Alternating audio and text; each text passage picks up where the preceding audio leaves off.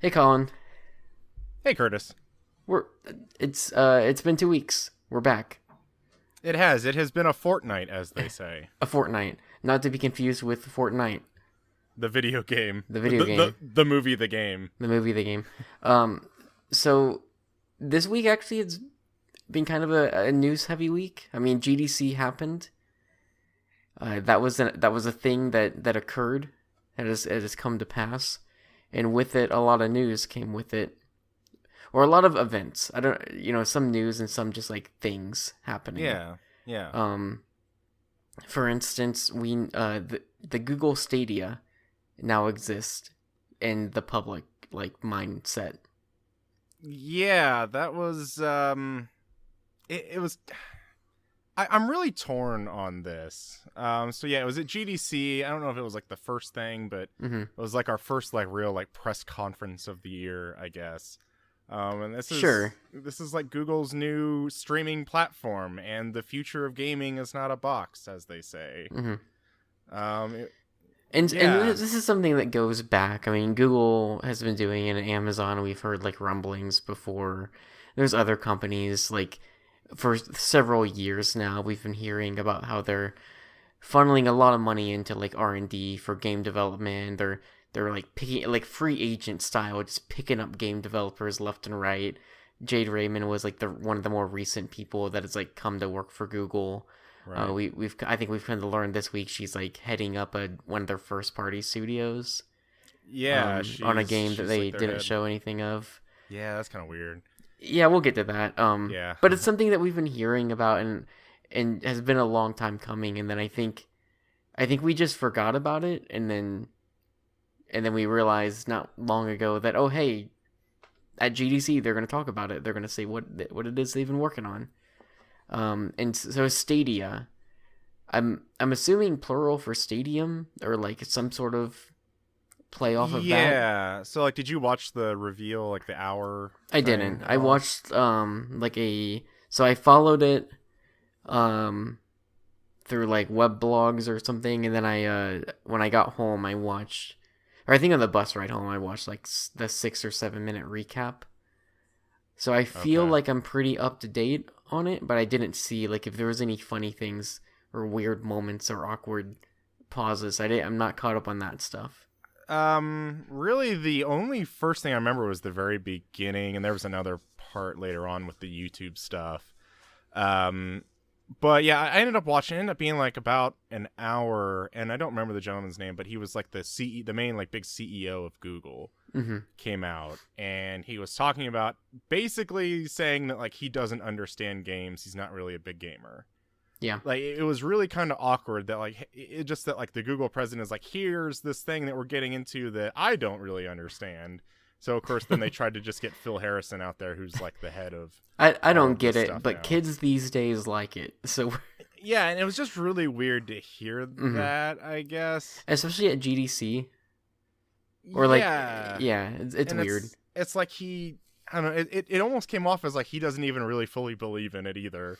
But he's Yeah, just doing this thing, and they try to get Phil Harrison out there as quickly as possible. or at least like if you're gonna start with that, you create the narrative where you have the realization where you're like, oh, but then I picked up the controller, or or then I found uh Breath of the Wild, and it all clicked for me. Like you Yeah. have that moment, and that way you turn it around and go, and that was when I knew that Google had to do something, or you know what I mean, like. Right. But Joe Googleman, not a video game man. Yeah, no, um, so, he's not. but they have Phil Harrison. Yeah, and so this is really weird. I'm gonna pause it right here though. Like just like Phil, not the podcast. Yeah. Just so you're wondering on your side.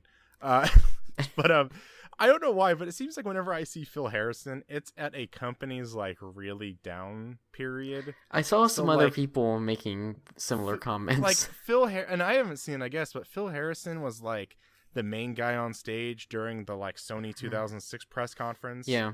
That was a travesty, and he was like, during the PS3 era, and then he was also the head of the Xbox, I think, European studios during the Xbox One time, Mm-hmm. and that's when like Lionhead got shut down, and like Fable Legends got canceled, and that Phantom Dust reboot got axed. Hmm. Yeah, so it's just really weird to like see him kind of back again, like when he's So, kind of been the head during not some great times. right. So, maybe not starting things off on the greatest note, but surely there are a lot of great announcements in this hour-long press event, right? Kinda. All Not. right. I don't know Well, about so some great let's. announcements, Okay, but so if people don't know what Stadia is, yes. it's Google's own foray for God, you can't talk foray into into gaming. But it's not a box. It's not a console. They're not getting into the console race. It is a streaming solution. Like you hinted at before. It is their idea of what the future of video games is, and that's a whole other conversation we can get into at a later time. But regardless, that is the approach they're taking. I know some of like if you want to read off the bullet point list, like some of the things they talked about was right now it can do up to 4K 60 FPS, but in the future they dropped the 8K bomb, Yep. which that's one of the big things that they hyped up was like, hey, if you're watching a YouTuber play a game and you're like, I wanna do that, I wanna play that game now, you can click the play game button and you're just immediately in the game. And you can even like start from where that YouTuber was. And same with, I guess, I don't know if they mentioned Twitch specifically, but they were like, yeah, if you're watching a person live stream a game, you can click the button and join. Like you could potentially join them, or you could play like a save stated version of where they are at. So like some really interesting ideas. They talked about you're playing a game and you get stuck, and their system would just know where you're at, so it would automatically pull up YouTube walkthroughs of the place that you're stuck on. Yeah. A lot of like interesting. I won't call them necessarily good or bad, but like interesting concepts of this is things we could do. It felt a lot like when a new console is announced and they're going over some potential like features of like, oh yeah, imagine a world, right, where you could do this, and it's things that might come to pass at some point. I can think of things that were mentioned in the PS4 unveiling event, like console level features that I don't think are still either. Like I don't think any of them are actually in on the PS4 now. So Yeah. it felt like that, like a Yeah. lot of That. just like high level, like this would be cool, but Yeah. It felt a lot like the PlayStation meeting back in mhm, 2013 at the PS4 reveal. But yeah, I don't think they said Twitch, but like YouTube has their live streaming sure, platform, and that's where they really wanted to push on. And kind of to start all of that, they talk like oh, you can be in and play a game with a content creator on YouTube like right after, and they ended up bringing Matt Pat from Game Theory on stage. Can you And talk to me about this section? I mean, I guess you're about to, but I actually forgot about this, but when just now as you mentioned his name, I remembered, and I didn't see any clips of this. What was he doing on stage there? so basically he was like Google's little representative to come out and talk about how how fans who watch the game on YouTube can go into playing a game with their favorite content creator. Like immediately, like the content creator can say, "Oh, who wants to join me in this party for this game?" And then you can just click a button and you'll be playing the game with the content creator. It just Like seemed really that. weird that, like, I remember even seeing someone mention that, and I wasn't sure if I could believe it or not. Did it seem weird to you too, or is it just me being? Well, it seemed really weird because Matt Pat from Game Theory goes out and kind of just, and I don't necessarily have a problem with him. I know people do, but just kind of like his whole persona, like, oh my gosh, guys, this is so great, guys. This is Yeah, fantastic. Like, it was like he couldn't turn off his, like, the way he talks and portrays himself. Like, yeah. it was just kind of that, like, you're asking us to get excited about something that you're talking to a group of developers and gaming developers that are trying to get excited about you being the content creator. Mm-hmm. Like, yeah, I don't know. Like, it just came off like I just was like, It seemed weird. it was almost the equivalent of EA's press conference talking about like in the new FIFA 19 we Yeah. have brand new ball physics that do whatever. It's like, we don't care. I'm sorry. It was Right. really kind of awkward, but So from what I gathered, the majority of what they, as far as like game footage that they showed, it was a lot of Assassin's Creed Odyssey. I know there was a little like Doom Eternal, but from what I understood, it was mostly Assassin's Creed that they were showing, right? So, also a little caveat. I was actually so they had the Project Stream beta late last year, and I was actually in that. Okay. So I actually played a little bit of it. So it actually ran, like, just kind of talk about it. It actually ran pretty well. It does the thing like PlayStation Now has to do, where it's like, they test your internet and then they decide, oh, okay, can you run this game or not? You have the enough internet. But yeah, that was kind of like their big partner. Even at some point, I think Phil Harrison got up and acknowledged Yves Guillemot, the Ubisoft CEO, in the audience, and everybody gave him a round of applause. And when I feel like, I mean, not that I know anything about the inner workings of that game, but I feel like it's a good game to show off because of just how huge it is, and visually it's a really good looking game, and I feel like it's like, let's show off something that's just big.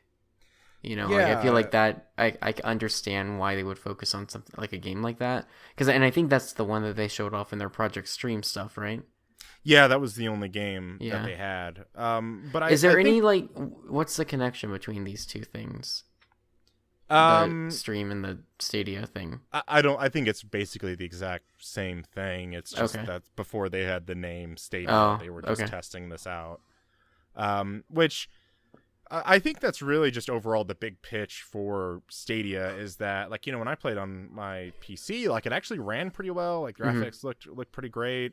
But like, I wouldn't be able to get that quality of an experience or whatever just on my normal PC. Right. So I think the big thing is, hey, you can play PC games at this high quality level without spending all this money on graphics cards and the ideal is also that it's not even just on your PC. It's laptop, it's phone, it's potentially if you have a Google Chromebook, a Chrome, like one of the, like a Chrome stick or whatever. You can play on your TV. So positives, right? It's, hey, listen, like, we have a controller that we've made, but you can use your Xbox or whatever controller you have, and also you can play it on your PC that you already have. If you have a Chromecast, you can play it on that. So it's a lot of like, hey, you have the technology already. We're just gonna stream it to you. Like, basically, so that's really cool. Obviously huge asterisk as long as it works. Also, do you have the right kind of internet? Obviously major caveats, but the ideal itself, like the core concept of like, hey, here's this thing we're working on. You have the equipment for it already, or most people already do. So awesome. Like, you don't have to go out and buy a bunch of other things. You don't have to spend hundreds of dollars on a box. It's just there. So that's really cool. Granted, they didn't talk anything about pricing, any subscription model. They didn't say anything about what the actual model for this was going to be, as far as, do you buy games a la carte? Do you subscribe? What's the deal? Like, nothing about that. I'm assuming that's what E3 or around that time frame will be for. But also, they said, hey, we got a first party studio, but they're not announcing any games from it. So there was hardly even many announcements on the games front. They showed a couple, but there wasn't a lot as far as like, this is what will be supported on it. So it's tough because like the ideal is out there, but there wasn't a lot of like hard details to go on.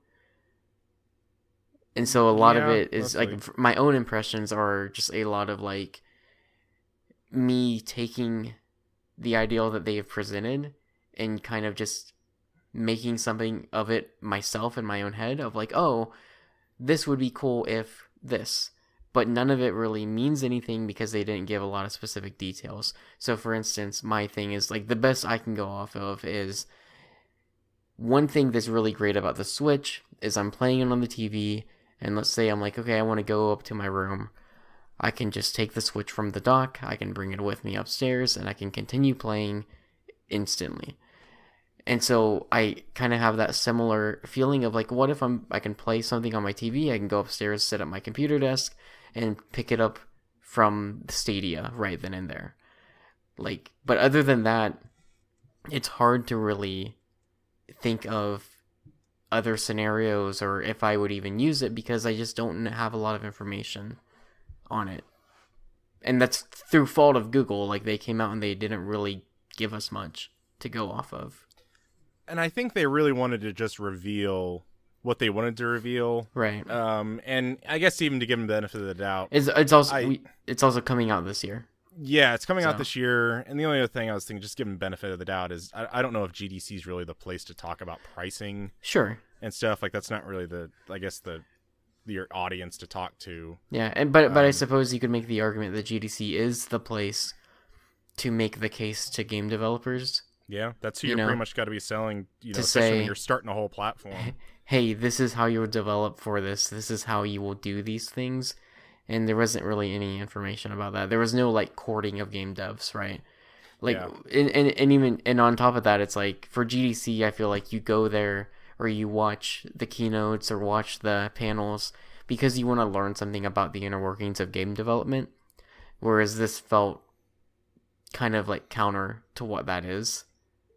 Yeah, it was getting some basic details out, but there wasn't. Now I'm sure that Google was at GDC talking to developers, like having meetings with them, or at least I would hope that they were, or they probably have for several months now. I would assume, of saying, hey, come see your thing.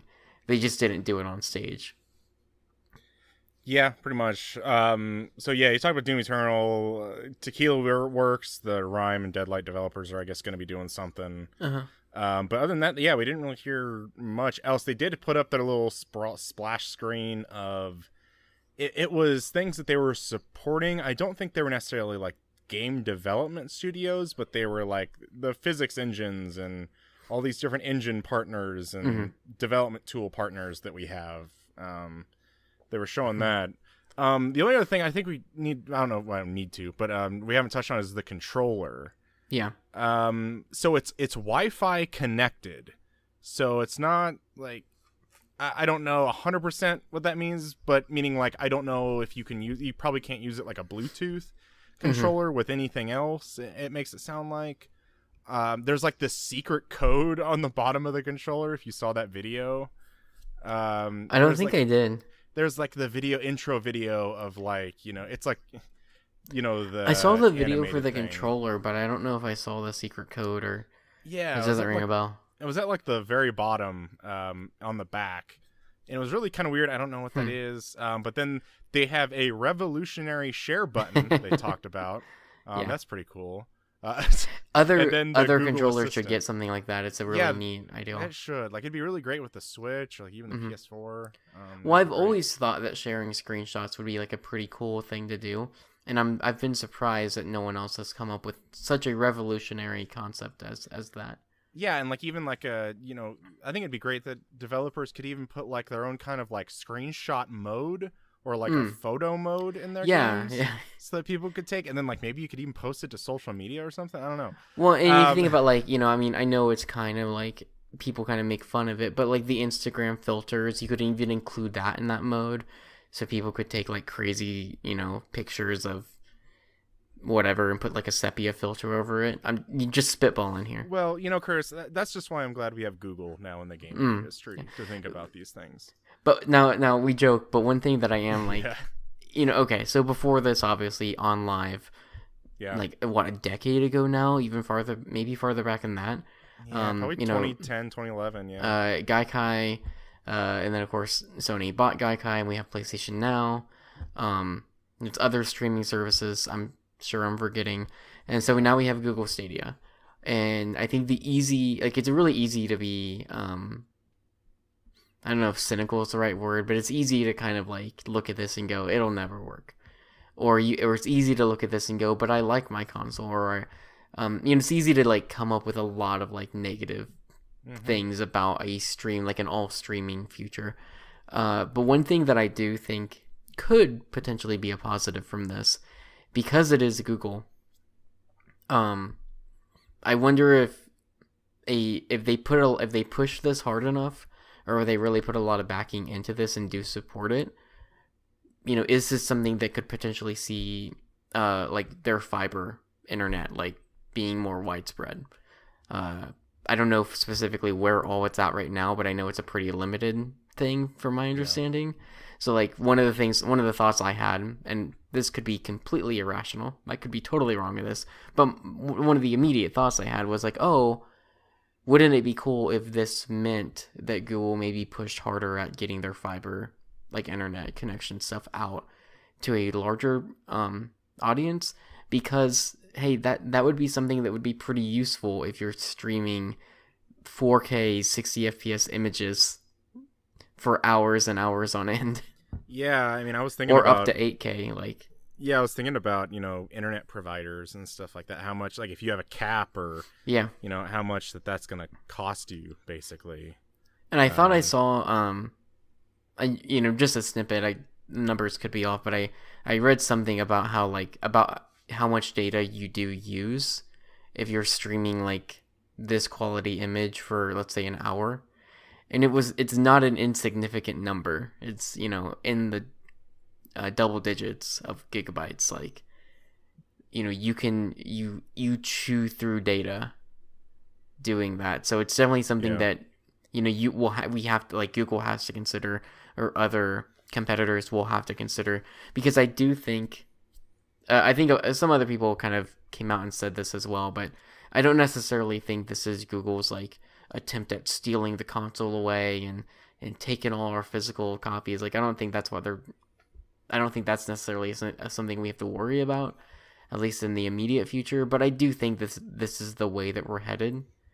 Like, I do think streaming, like, the next generation, I think it's pretty clear that Microsoft and Sony both, streaming games was probably going to be a pretty like major aspect of whatever they're doing now. Like, yeah. PlayStation Now is probably not going to go away, and I'm assuming that Microsoft will have something similar. Or we know, I mean, they're working on similar technology. I don't remember the name of it. The X Um, Cloud, I think is what they're xCloud, calling yeah. it. Yeah, So like we are headed in that direction.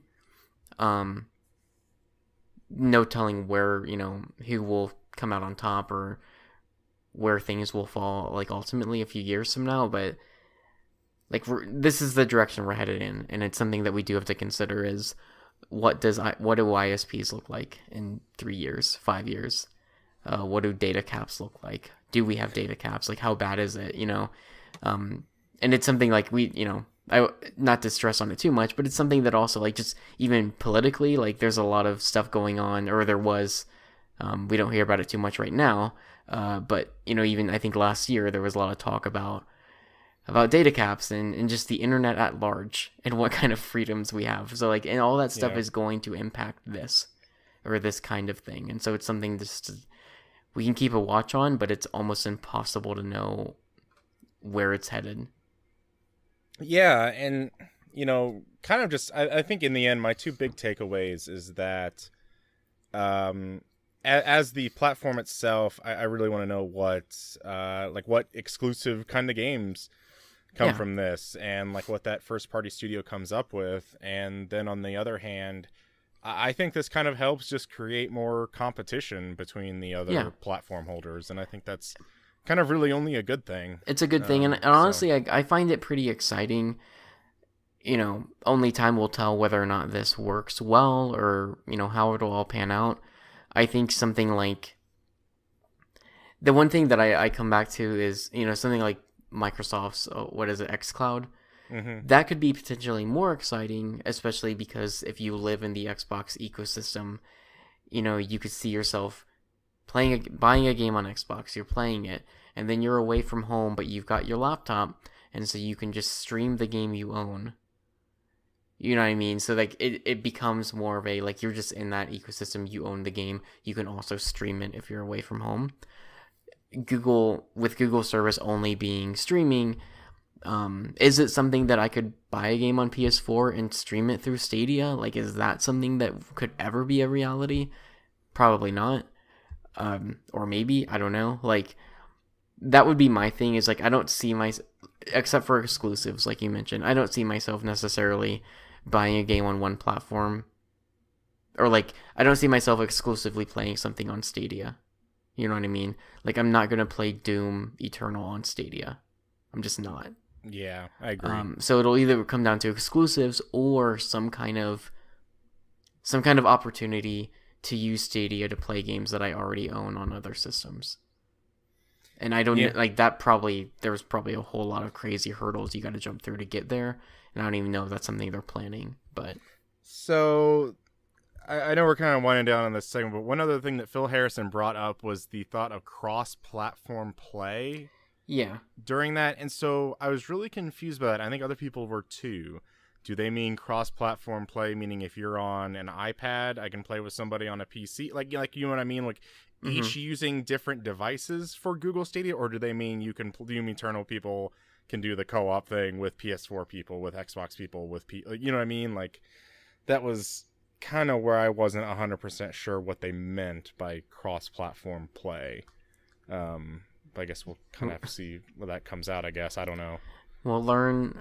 So did they specifically, I don't remember, did they specifically say E3, or did they just go like in the summer? I think they said later in the summer, yeah. Okay. And I don't know if they said it in the event, but just like in a just afterwards, or, yeah, something like that afterwards, yeah. Okay, I'm curious to learn more. I feel like as an unveiling of this, like as a proper unveiling, giving it a name, logo, showing some tech behind it, I feel like it was lacking in some pretty important details, especially as it's like, and it's out this year, like. I can't really make a proper judgment, especially without like pricing information or how it's gonna work. Yeah. Until then, but I'm excited about it, and I do think it is exciting. But I think it's also fair to be kind of skeptical of it. Yeah, and again, kind of even going back to the Sony thing, it feels like 2005 Sony with the PS3. Like, here's this boomerang controller, and here's all these tech demos, like. You know what I mean? Like, with the expectation for us to be excited over something that we don't know is going to even work. Yeah. Yeah, agreed. Yeah, for sure. Cool. And so following that, was it the next day or 2 days later? I think it was maybe a few days later. So on Wednesday afternoon, we got a Nindies Direct. Or I don't know if did they call it a direct, or they just call it like a Nindies presentation? I think it's officially called like Nintendo Direct Showcase or Nindies Showcase. For as far as their Nindies presentations go, I think this is probably the closest it's been to just a full-on direct, just specifically for indie games that they've had. And honestly, like a little beefier than I was expecting it to be in a good way. Yeah, ended up being like 20 minutes or so. 25 minutes or so, and a lot of stuff. So we have a list pulled up. I'm just going to go through. I'm going to name like the game name, and if we feel like talking about it, we'll talk about it. Okay. But I know not all of them really stuck out to me, but there's a good handful that kind of caught my eye, and I've kept thinking about since seeing them.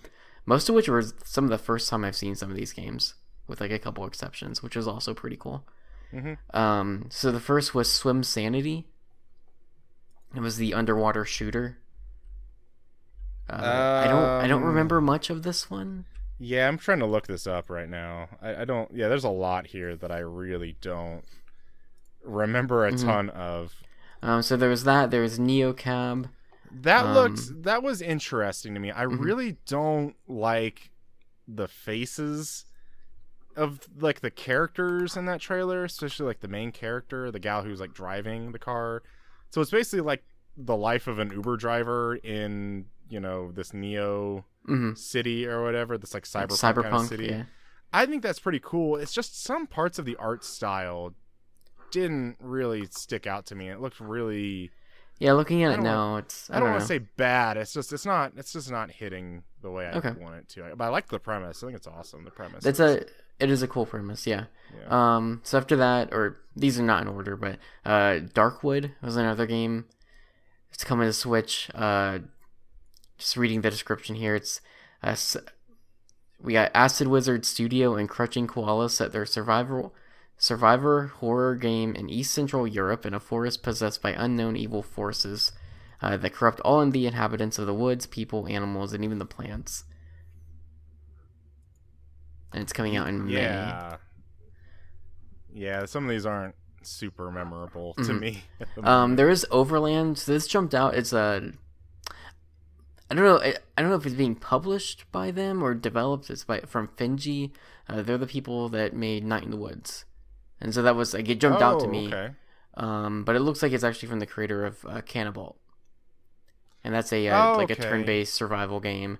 It looked Yeah. pretty interesting.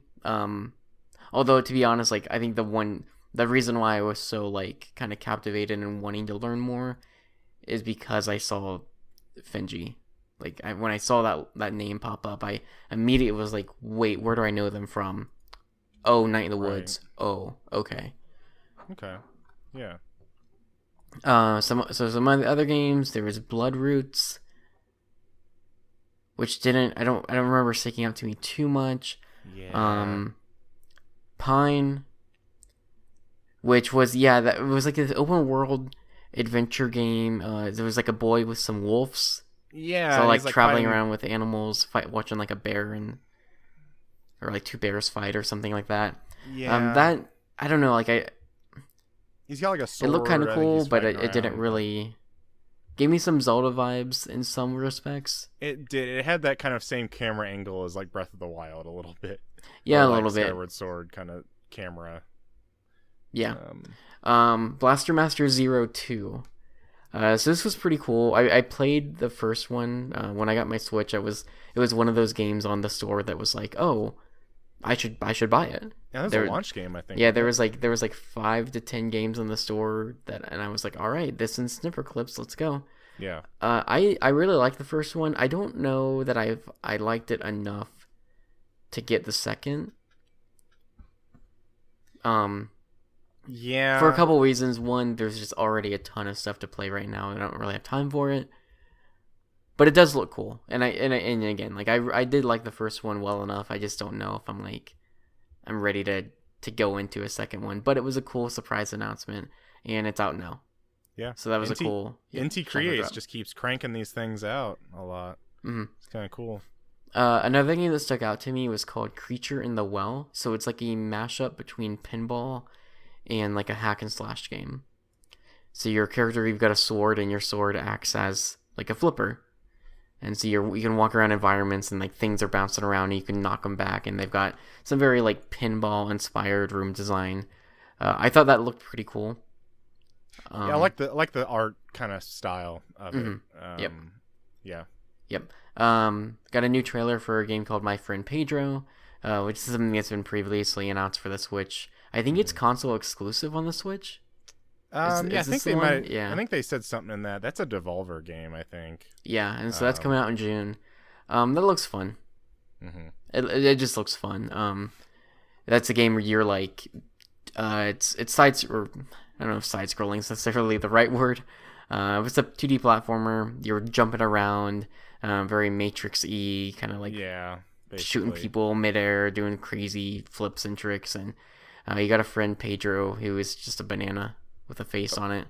Sounds like a Devolver game. I mean, Yeah. that's basically what. Yeah. Yep. We had a Vlambeer dedicated block. So Nuclear Throne launched on the Switch same day. Super Crate Box is coming to the Switch in April with co-op, which I believe they mentioned is the only version that has co-op. Yeah, I think so. So that's cool. Both of those games are neat. Maybe more than neat. Nuclear Throne I got into quite a bit when it came out on PS4 a couple years ago. And then they also announced Vlambeer Arcade. So right now they just showed one game called Ultra Bugs, which is, it looked like a very well polished, shoot 'em up kind of thing. But Vlambeer, and so that's the only game they've shown. But they teased that Vlambeer Arcade would be made up of like multiple kind of small arcadey kind of games, and that we'd see more later in the year. Yeah. But I'm into that. Like I think that's neat. That's definitely kind of been Vlambeer's specialty, is making these kind of smaller or small scale kind of arcadey projects. So that I'm into that. Like I feel like that's their bread and butter, and so I'm super into just seeing like a number of kind of bite-sized games packaged into something from them. So that's cool. Yeah. Handful of others. So there was Katana Zero. I've seen trailers of that game before. I think that's also the other Devolver game they showed off. It is, yep. Here, I mean, I don't know. I mean, it looks fine. Mm-hmm. There's just a lot of those kind of style of games that I don't really necessarily care for. There's these kind of cool like 2.5D sections, like they show like riding like a minecart through one that I like. But yeah, I mean, a lot of it is I don't necessarily see myself playing it. Like you can reflect bullets back at enemies and stuff. Right. So next up was Rad. This is from Double Fine. So I saw a lot of people like flipping out over this game. Or I felt like at least at work as I'm looking through Twitter trying to see like what all was announced. When once Rad was announced, everyone was like, "Oh my god, look at this game! Looks rad, or it looks great, Yeah, whatever." And then I got home and I watched the direct, and I don't know, it just didn't really. This didn't do anything for me. No, yeah. So it's a 3D action roguelike set in a post-apocalyptic world. The description says, as a teenage protagonist, players must journey into the Fallow, an ever-changing, procedurally generated wasteland that holds the secrets of the past and answers for the future. Here, radioactive toxins will randomly mutate your character, giving you powerful new abilities that challenge you to constantly adapt your playstyle. Using these abilities in your trusty bat, you have been tasked with saving humanity's future by healing the world. It's coming out this summer. Yeah, I don't know. There's definitely some style there to it, and it coming from Double Fine, it's great. Like they do some really great things. So definitely worthy of like keeping an eye on and just seeing how it turns out. But it just initially it didn't really, like you said, it didn't do a lot for me. Yeah, and I guess weirdly also note it's being published by Bandai Namco. So yeah. There's that. So that is interesting. Yeah. Which I guess we'll kind of get into with another game coming up, I think. Yeah. So we have Red Lantern, which I think you and I are both like pretty into. It sounded like. Yeah. So this is a game about the Iditarod. Mm-hmm. Which, if you don't know what the Iditarod is, it's like a dog sled race. Yeah, I don't remember the how Alaskan long it tundra. is. Yeah. There's a book about it we read in school. It's cool. It's like it's a thing I don't think you hear about often, but yeah, I've always thought it was kind of a cool thing. So it's a game about that.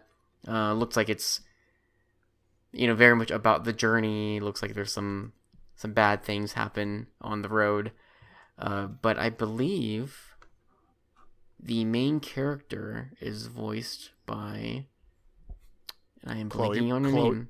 Chloe Price. Chloe Price. Ashley Birch. Yeah. I think is it. Yeah. A very recognizable voice. Yeah, exactly. I heard her start cool. talking. I'm like, that sounds familiar. Yep. But yeah, so like there was even a part in the trailer where like a bear, like the dog attacks a bear, or a bear attacks the dogs, and yeah, whichever one happens. But yeah, so they said in the direct like it's a roguelike, or has roguelike elements. I don't know if you saw that. I don't. Yeah, I must not have heard. I'm pretty sure that's what they said in the direct. So it's like, all of these different things can happen to you. And again, I don't know if they use, because I wrote down the word roguelike elements. And I don't remember if they officially said roguelike. But, or like it's an exact roguelike. But, yeah, I assume you can go to different parts and different things randomly happen to you and whatnot. I mean, the story little premise behind it was that, you're just a person who wants to do the Iditarod, and like they had like a piece of paper that like was like sled, check, dogs, check, and then it's like Iditarod, you know what I mean? Like that's all you need, I guess. Yeah, that's cool. Yeah, they had a good long segment, not long, but good amount of time dedicated to it. So yeah, I'm super interested in it. Like it's obviously a very different ideal and concept. Probably, I imagine, will be pretty story heavy. I hope so. Yeah, but then when it comes to being like a roguelike, I wonder. No. I mean, maybe it's the kind of thing that it's probably not that long. Mm-hmm. I mean, like, obviously the Iditarod is a very long race, and I don't remember how long it is either. But it's something that takes a good deal of time. And so I could see, I think I could kind of imagine where roguelike elements could come into play. Yeah, so I actually just... Or maybe you're setting up camp and you've got to go, maybe you got to go forage for things. I don't know. But I could also see it from a replay value of like trying to change or giving you a reason to go back. Yeah, so I actually was just clicking on the video and I just put on like the closed captionings, got to that point. It says combining roguelike elements into the story-driven adventure game. Okay. Hundreds of unique events can occur. Interesting. So that's out later in the year. Then we have Stranger Things 3, the game. Yeah. So we've had I think Stranger Things 2, or Season 2, they had a game, came out around the time that season came out.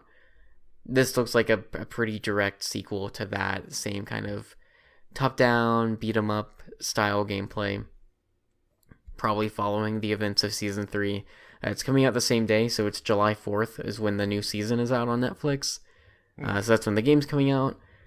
I don't know. I never finished Season 2 of Stranger Things. I got like 3 episodes in, and for whatever reason, even though I loved like beyond words the first season, I never ended up going back and finishing it, and I don't know why. Not that I have any interest in a Stranger Things game, but we did get the new trailer for the new season this past week. I don't know. I don't know why I just fell off the Stranger Things wagon as hard as I did. I honestly don't, but well, I never jumped on the Stranger Things wagon, so I really have no idea. Really, I guess it has something to do with monsters, I guess, and these kids. Yeah. Other than that, I really absolutely know nothing about Stranger Things. Government conspiracies. The usual. Yeah. So the last 2 things, one of which is what they started the direct with, and the other is what they ended on. So let's go back to the beginning, Colin, and let's provide some let's provide some context for this, because I think this announcement, more than just the game itself, which is kind of crazy that it's coming to Switch, I think it's just the beginning. Yeah, I think so too. I think it's very fair to say this is just the beginning, and it's crazy. It's completely bananas, and I love it. It's just the head of the cup, as they say. The head of the cup. I don't. It is so for a while now, for a long time, Microsoft and Nintendo have kind of buddied up. Mm-hmm. Some of the earlier signs of it was the the Minecraft play together. And if you remember, there was the commercial or the trailer they put out, or at the end, it was like playing together, and it had the Microsoft Nintendo logo, and it was kind of a slight or backhand towards Sony, who at the time, that was getting a lot of flack because they weren't going to allow it in Minecraft. And over time, we've seen and heard rumors of Microsoft and Nintendo working together. And something we heard even recently, and we talked about, was this idea of Xbox Live coming to the Switch. We got a little bit of info this past week. I think not as much as I thought we might, but it's definitely like a thing that's happening. And we've heard a lot of other rumors, things that maybe haven't come to pass just yet. But there's definitely some things that were rumors before this week, and now I feel like are almost a sure bet at this point. One of the rumors was that Ori and the Blind Forest would be coming to Switch. That is not officially announced, but I fully buy into it now. I feel like if you got this game that just got announced, I think it's coming to Switch. And Cuphead, I think you would get the other one too. So Cuphead was announced as coming to Switch. It is coming out April 18th. One of the news pre-purchase today on your Nintendo pre-purchase Switch, today. everything. You can pre-download today. Yeah. So one of the other things that came out after the fact is that this was Microsoft's idea. Yeah. They apparently went to Studio MDHR, which is the developer of Cuphead, and just asked them, "Hey, you want to make it for the Switch?" Yeah. So I'm sure there was a lot more involved in that, but I am in love with this. Like, I'm Even in love with this world where Microsoft and Nintendo are just like best friends. They even in the direct yes, where it said the line, "Thanks to our friends at Microsoft." yes, that's what I was gonna say. Yeah, Like, yeah, crazy. bananas. Yeah, I love it. I love this kind of getting together Mm-hmm. thing that they're doing right now. There's so many possibilities, as one might say. So many possibilities, and I think it points. It's again, it's like another thing. Like, if you're connecting the dots for what Microsoft's next generation looks like, it is yet another dot that creates this picture of what Microsoft will be as like a gaming, as far as like the gaming industry is concerned. Like, obviously they will have their consoles, but I feel like it's becoming more and more clear that they are this games as a service, this Netflix style thing they have with Game Pass. Like, they will continue to build on that, and the fact that they're like not afraid to just put their own stuff.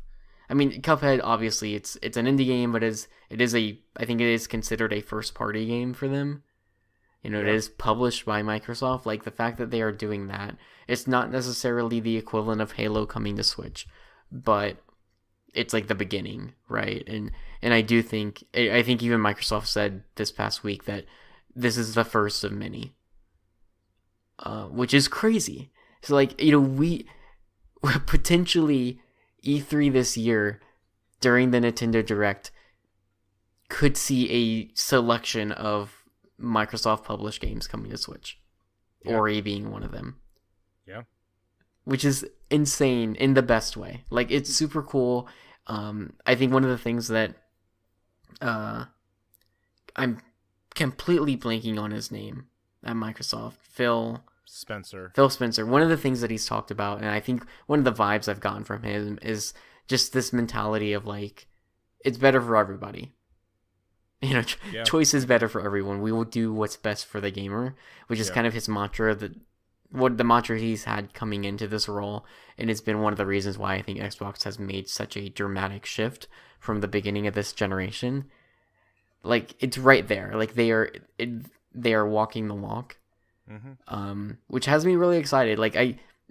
Look, going into next gen, if I'm only able to buy one thing, it'll probably be a PlayStation 5. Like, that just probably is what it is, because the games, like their first party lineup, is probably what I will be more interested in. That is probably where the JRPGs will be. That's just the way. That's just the way it is. Yeah, but I agree. Like, I will tell you right now, like, between the two of them, I am far more excited to see what Microsoft has in store. Yeah, I am too, for sure.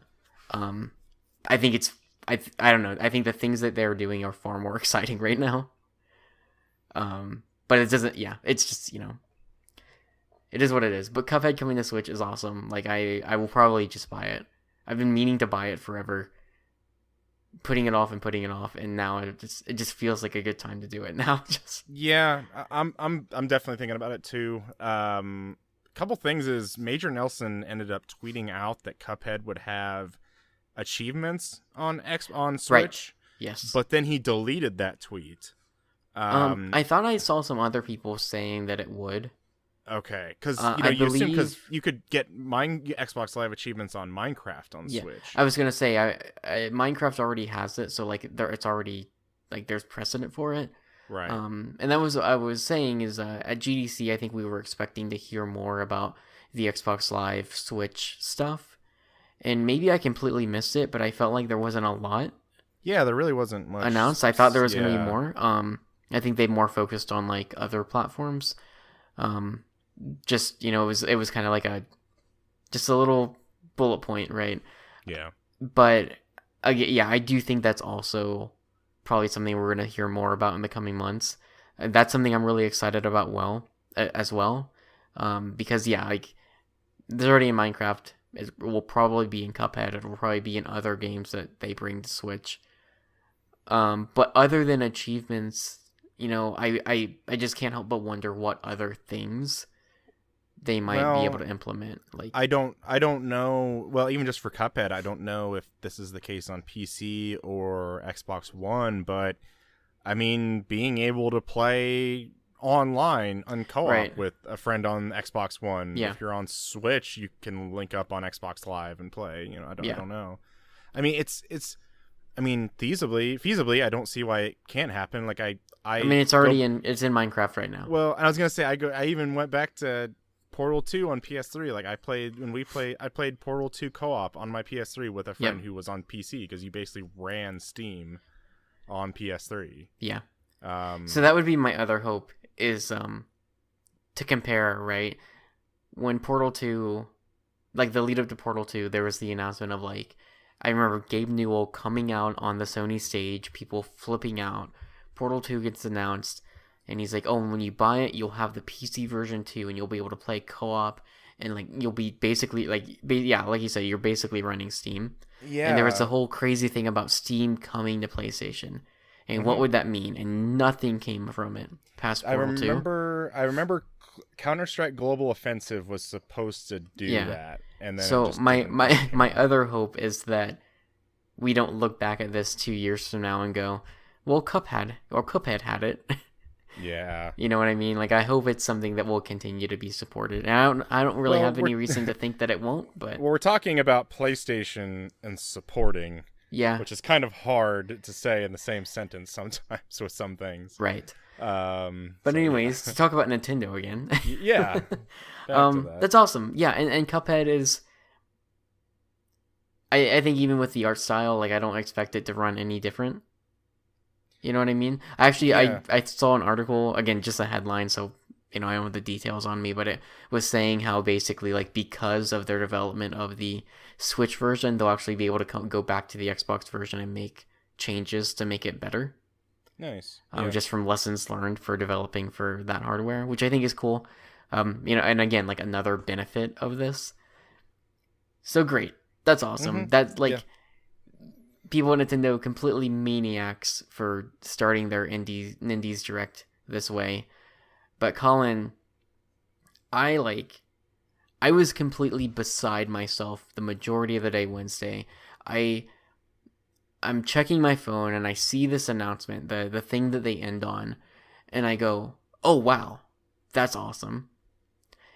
And then like several hours pass and I'm walking to get lunch and I'm walking back and I'm thinking about it and I'm just losing my mind. Like, because I'm thinking about, again, like the implications of this. So Cadence of Hyrule, the full title, by the way, Cadence of Hyrule, Crypt of the Necrodancer featuring The Legend of Zelda. I have questions with that. I have a question already with that title. Go ahead. So when I just saw this, that sounds like DLC for Crypt of the Necrodancer on So, Switch. I think originally, from what I read, they approached Nintendo and wanted to do like a DLC add-on, and Nintendo wanted a sequel. And this is really weird, but I was actually I was listening to Game Informer's kind of like GDC recap. They were talking about it. Yeah. And apparently they said something about Miyamoto and Aonuma being fans of Crypt of the Necrodancer. Yeah. Or something like that allowed it to get the green light and stuff. So yeah. Crypt of the Necrodancer. If you've not played it, it is a rhythm-based roguelike. So, I think we talked about this on this maybe a long time ago. Yeah, a long time ago, because I got way into this game on PS4. It is excellent. Very hard. I never beat it, but it's so good. So basically, rhythm-based roguelike where, roguelike being turn-based and everything, but as you're moving through the dungeon, you have to move in accordance to the beat. And so if you got a beat that's like bum, bum, cadence. Bum, the cadence to the beat, yeah. Yes. So if you got a beat that's like, bum, bum, bum, you're moving to that rhythm. And like if you don't move to the rhythm, you'll lose health or you'll, take penalties. But if you do move, you're building up combos, you're doing all sorts of things. There is a easy mode where you can just move regularly, which is like a good way to kind of get into the rhythm of how the game plays before you actually play the game. But it's awesome. It's super cool. So Cadence of Hyrule is a full-on sequel based in like the actual world of Zelda. You can play as, at least so far, it looks like we've got 3 playable characters. We got Link and Zelda, and then we have the main character from Crypt of the Necrodancer. I don't remember if she has a name or not. I think she might. I thought her name was Cadence for some reason. Oh no, Maybe no, not. I think she does have a name, but I don't remember it. So we see in this trailer, by the way, it's so good.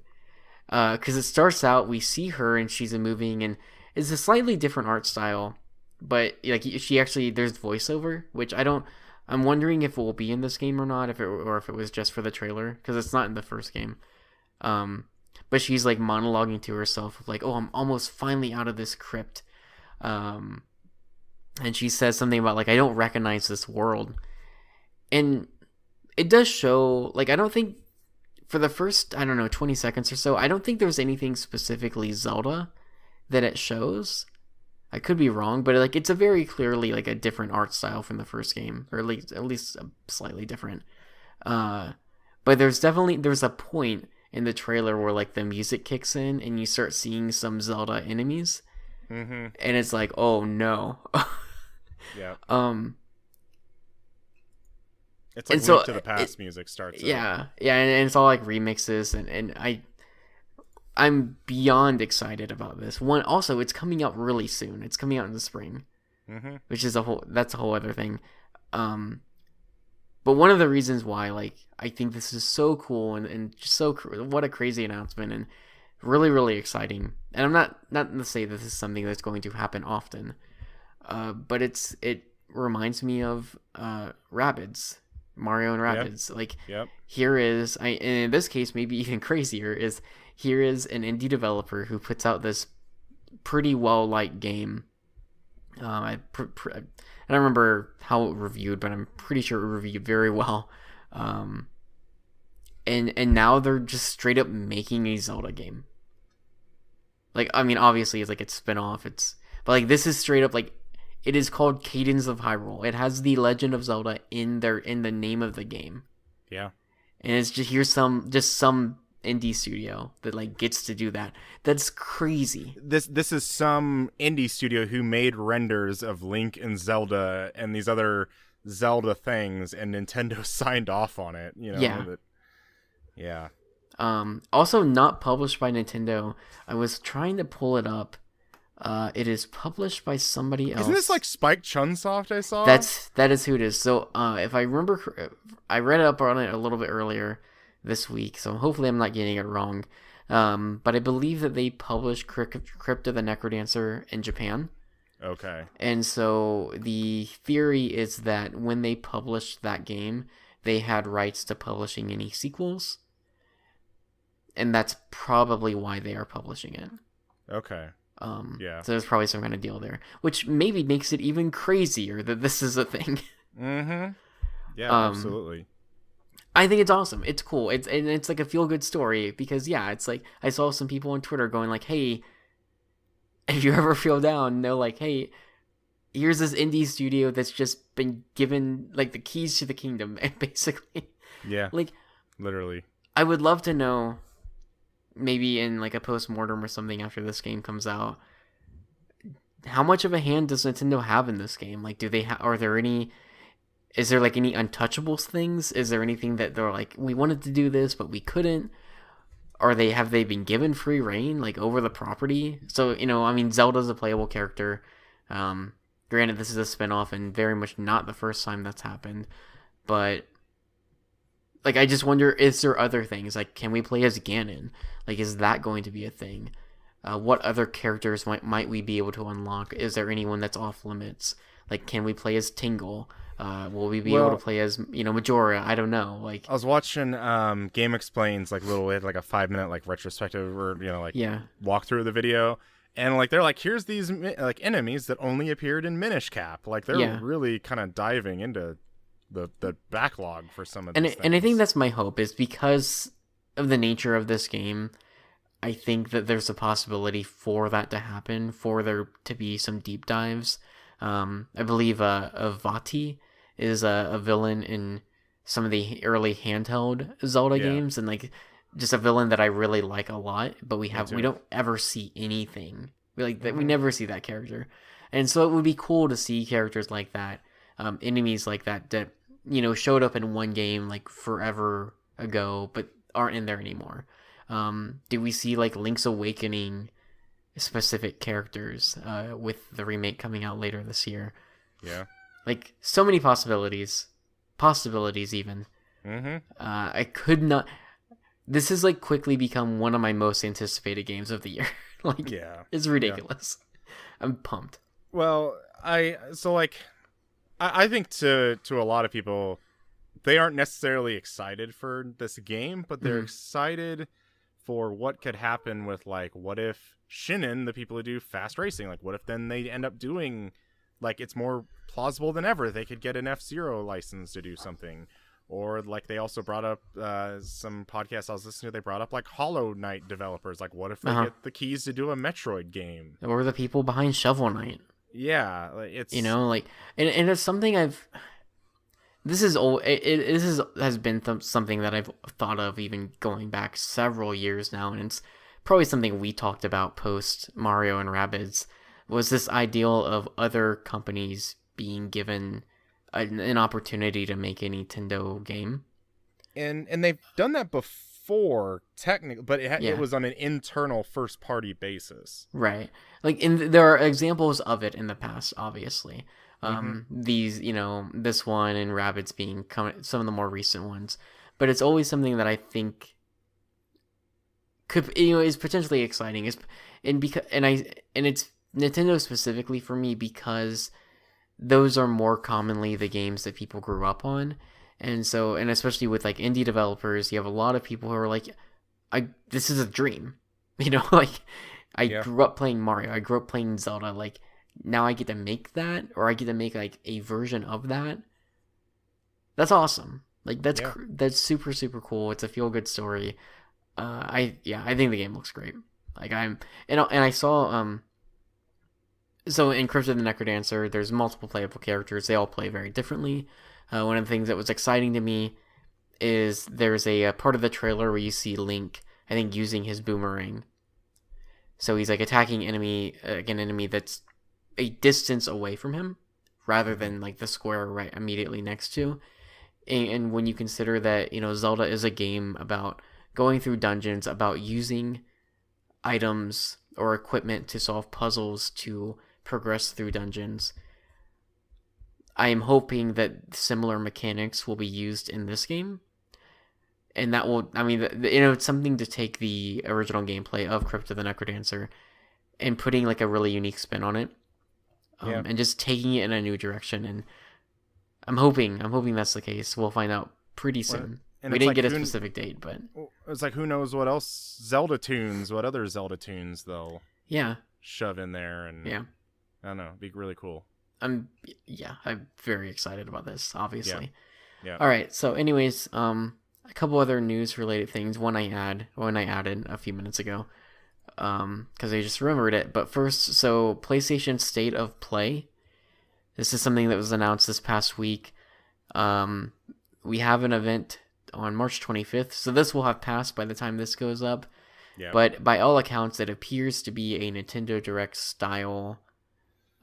Or what's the Xbox one called? Like Xbox... Inside Xbox? Inside Xbox, yeah. It appears to be something of that kind of nature, but for PlayStation specifically. I don't really know what to expect from it, but... The only thing I'm worried about is they're going to do that, like, roundtable thing they do with, like, Sid Schumann and the PlayStation blog people, where, like, they talk about, how great this was and whatever else. That's only my other worry. I think we might actually get there's rumors, stuff that we would probably end up getting maybe final release dates for stuff like Concrete Genie and Blood and Truth. The VR game, which might be coming out in like May, they said. I think that stuff makes a lot of sense, and I think depending on how often these happen, it makes the E3 absence make a little bit more sense too. Yeah. Right? I think you'll definitely have, let's say these are every other month or something, or maybe every 3 months. It's a good place, like you said, to have announcements for these kind of smaller scale games and maybe have some updates on some of the bigger stuff coming. Keep in mind, we have the Dreams early access thing, which is, I believe, in the spring as well. Yeah. So maybe that's something that we get more concrete details on. Concrete genie. Yeah, I was like, unintended. yeah. Yeah. But then again, like, I then wonder, is this the kind of place that we would get updates on something like The Last of Us 2? I don't know. I guess we'll find out. We'll find out tomorrow when it happens. But well, I think that's still a big discussion point. Is the two big ones for me is I think it's pretty. I'd say pretty cut and clear that like Death Stranding's not a 2019 game. But yeah, like with Ghost of Tsushima and Last of Us 2, like are those 2019 games? Obviously, I'm sure there's probably going to be some talking promoting Days Gone that comes out. So Days Gone's out pretty soon. Yeah, Is it April or May? I think it's April. April, yeah. It just went gold. We have Dreams, which is going into early access soon-ish. And other than that, yeah, is it just those two then? I mean, other than Death Stranding? Is it then Ghost of Tsushima and Last of Us? Yeah, that's really the only other stuff we know so, yeah, about. I mean, I think you can expect at least one to be 2019. I almost wonder if it would maybe be Ghost of Tsushima. I wonder about that too. I don't. I think that game might be farther away than some people think. Yeah, I don't know. It's hard to guess because Second Son was like just a few months after the launch of the PS4. They did do the DLC First Light. First Light, yeah. But it's been a while. Like it's been a long time, and I mean, so they've in theory have been working on that for longer than Naughty Dog's been doing Last of Us, but I guess I don't know. It's hard to tell. Yeah, and I thought about them with as well. Like the last Sly Cooper game they did was like maybe 04, 05, and then Infamous 1 didn't come out till 2009. So it's like they've definitely taken a long while. And yeah, I mean, generations. And obviously, starting up a new IP takes a lot of time. So there is that too. But I feel like I remember Infamous being delayed a few times. Maybe I'm wrong. I don't know. I fully expect at least one of those two games being out later this year. I just don't know which one. Too. I just don't know which one. Yeah, for sure. So yeah, and Death Stranding. God, if I can talk, Death Stranding. Yeah. I don't know. I mean, I guess it'll be the end of the PS4 life cycle, or not life cycle, but right up to a little before the PS5 comes out. I would assume. Kojima had some quote a couple weeks ago saying like it was slightly behind schedule or something. Yeah, I saw like that.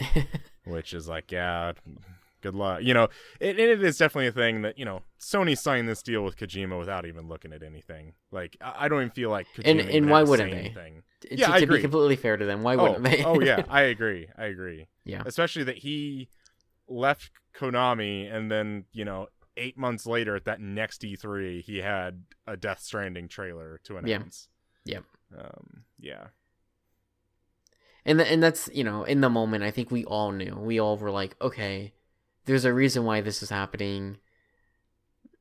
It's fine. Like it's going to be some time.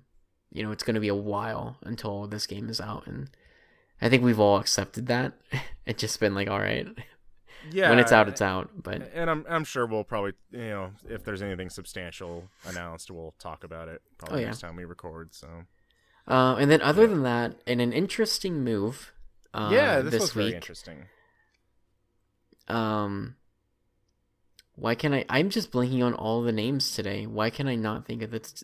Don't Nod. Oh my god. Don't Nod. I feel bad about that one. Square Enix. So Don't Nod and Square Enix, they came out and announced the release dates for the remaining episodes of Life is Strange 2. Yeah. So, for context, Life is Strange 2 Episode 1 came out at the end of September last year. And then Episode 2 came out 4 months later at the end of January of this year. Now, I have not played Episode 2 yet. I have not either. Yeah. I've been meaning to, and I think this upcoming weekend, I think I'm finally going to sit down and play it. Not that I don't like what I've played so far. I really liked Episode 1, but we'll talk about that later. So Episode 3, I don't have the release dates in front of me right now. So correct me if I'm wrong, but Episode 3 they announced will be coming out in May. Episode 4 will be coming out in August. And Episode 5 will be out in December. Yeah, let me see. I was And I think pulling it all up of real them, quick. I think it's all like middle of the month for each of them, if I remember S- correctly. So according to the Wikipedia, Hmm. episode 3 is May 9th. Yeah. Episode Okay. 4, August 22nd for episode 4, and December 3rd Okay. for episode 5. So earlier in the month for some of them, and yeah. So December 3rd, that would, yeah. I mean, and I went back and thought about it, and I was like, okay, how long did the first season take? And that was from January to October of the same year. Yep. So obviously it's been a bit longer. I haven't really minded too much.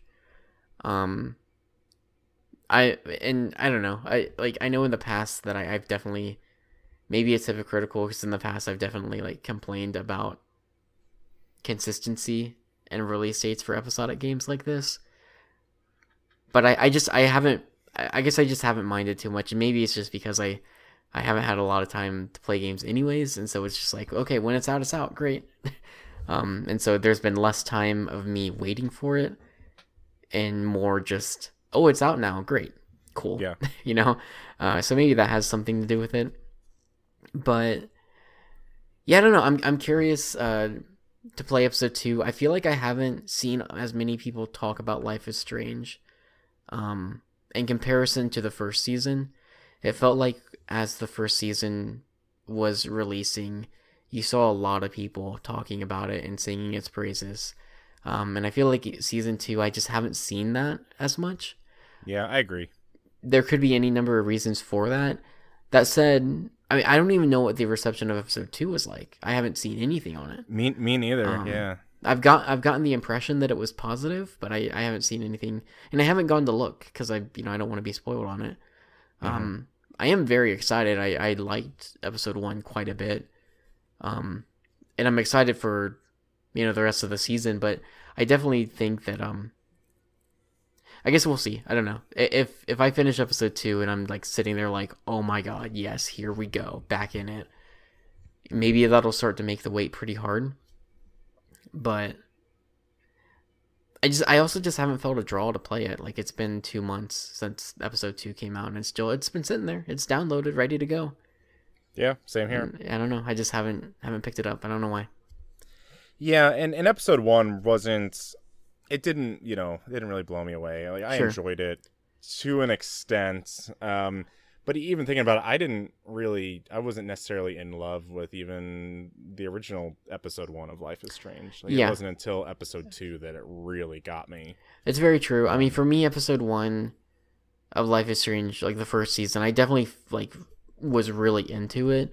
But there were some specific reasons and like kind of context behind that like it felt like really good to be playing it and seeing a lot of people recognizing Don't Nod. Because at the time it was definitely like kind of an underdog story. Now it's a very different kind of vibe, and so I think you're right. I think it's definitely, there are things in the first episode that have me excited for the future that I really really liked. There are characters that I really really liked a lot. The ending of the last like 30 minutes of episode 1, I think are like really really solid, and there's some things in it that again I just really liked a lot. But yeah, I think it remains to be seen. I think it totally could be a scenario of once I play episode 2, that'll be where it gets its hooks into me. Yeah, and not getting into the excuse me specifics, but there's definitely moments in episode 1 that I think they did really well, like Yeah. extremely well of hitting. And you may know what I'm talking about, maybe. Yeah. And then I feel like there's other moments like they didn't really do very well at portraying. So, but yeah, I mean, I'm definitely gonna play them. Yeah. I enjoy the Life is Strange stuff. It's some of the most down to earth Mm-hmm. kind of writing and character development you can get. So, And yeah, the it just kind of music's feels great, weird. too. Yeah, for sure. I wasn't blown away by episode 1's soundtrack. Yeah, I made the comment to someone a while ago actually that as we were talking about anticipating episode 2, it was definitely the post the first episode for season 1. There were 2 or 3 songs that I was like listening to all the time. or even like throughout the entire year, I felt like I was always going back and listening to the soundtrack as it progressed through each episode. I haven't done any of that for Yeah. for season 2. Yeah. But I think that just happens. So that's our news. Sounds good. Yeah. You've got 2 games. I've got 2 games. That's true. 2 for 2. Yeah. Do you want me to start? You can start. So when did this come out? Was this recent? Or was it? So do you remember? So this game came out in 2016, Curtis. And do you remember the only way you could play this game? Oh, I remember now. Yeah. Yeah, you had to buy the $80 deluxe edition or whatever of Infinite Warfare. Maybe that's why I was like, wait, is this new or like what? So that's the thing. So it's new right now because it got re-released on PlayStation Plus. Got it. It's the one of the PlayStation Plus along with The Witness. These are the 2 PlayStation Plus games for the month. But yeah, so Modern Warfare Remastered originally launched 2016, like same day as Infinite Warfare did, and it was really kind of a way that, hype for Infinite Warfare was not very good. It has that Infinite Warfare debut trailer on YouTube is like one of the most downvoted trailers in YouTube history or something like that. People didn't like it, so really and of course people wanted to play Modern Warfare Remastered. And really, probably on an early version of Collin Curtis in the Morning, shout out to that show, I probably said, just put Call of Duty 4 on PS4 and the multiplayer and I would play it. But the kind of $80 asking price kind of got me. Of course, it had its own. It got campaign. A lot of people. It did. And yeah, actually, when they announced it, Modern Warfare Remastered coming to PlayStation Plus, I was reading some of the comments, and most of the people are saying, "Oh, good, now I can finally get rid of my Infinite Warfare disc," because you still had to have the Infinite Warfare disc to be able to start Modern Warfare Remastered, which kind of was a bummer for a lot of people. But yeah, so eventually it came standalone, probably about 8 to 10 months later. And it was like $40 and it still didn't have the DLC with it. So there was a DLC map pack that came out for Call of Duty 4. And, I bought that back on PS3. And so those maps didn't get included in the original release of Modern Warfare Remastered. So then they end up charging that money again for those same maps. Anyways, I didn't end up paying for that, but so the point I'm making is that even though when they released Modern Warfare Remastered standalone, on a disc, they didn't include the DLC in that standalone release. But then now it was $40 on disc, whereas it was $20 extra if you bought it with Infinite Warfare. It was kind of nuts. But to get onto it. So even just downloading the standalone version, when you start the game, it even has campaign, multiplayer, and then it says Call of Duty Infinite Warfare. So they didn't even take that off the main menu for the standalone, because if you click on that, funny. It's could not find Infinite Warfare. Would you like to go to the store? So it's just pretty much that exact thing. Campaign, it's still great, still fantastic, just kind of how it was back in 2007. Graphics do look pretty superb. Raven Software was the team that worked on it. Even just noticing the detail, I think about in 2007, did you ever play Call of Duty 4 back in the day? Okay, so there's the part in the first mission or so when the tanker blows up and Captain Price grabs you and he's on your feet, we are leaving, and it's that close up of Captain Price's face on PS3, and it looks so good in 2007. And of course you go back and watch that now and it's oh, that looks terrible. But they still made it look really good again in this.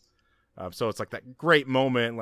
It's not exactly how it was how you remembered it. You remember that so close up kind of thing. It was. Oh, it's a good really feeling going back to a game and being this is what I remember. It lives up, or it holds up. Yeah. And pretty much the only thing that's kind of neat about it is that it has trophy support, because back in 2007 there were not trophies, and Call of Duty 4 never had trophy support. Oh wow! So I played a lot of Call of Duty 4. Hey, speaking of PlayStation features, Colin, it is March 24th, 2019. I think I would consider this early 2019. Okay, I know where you're going with this.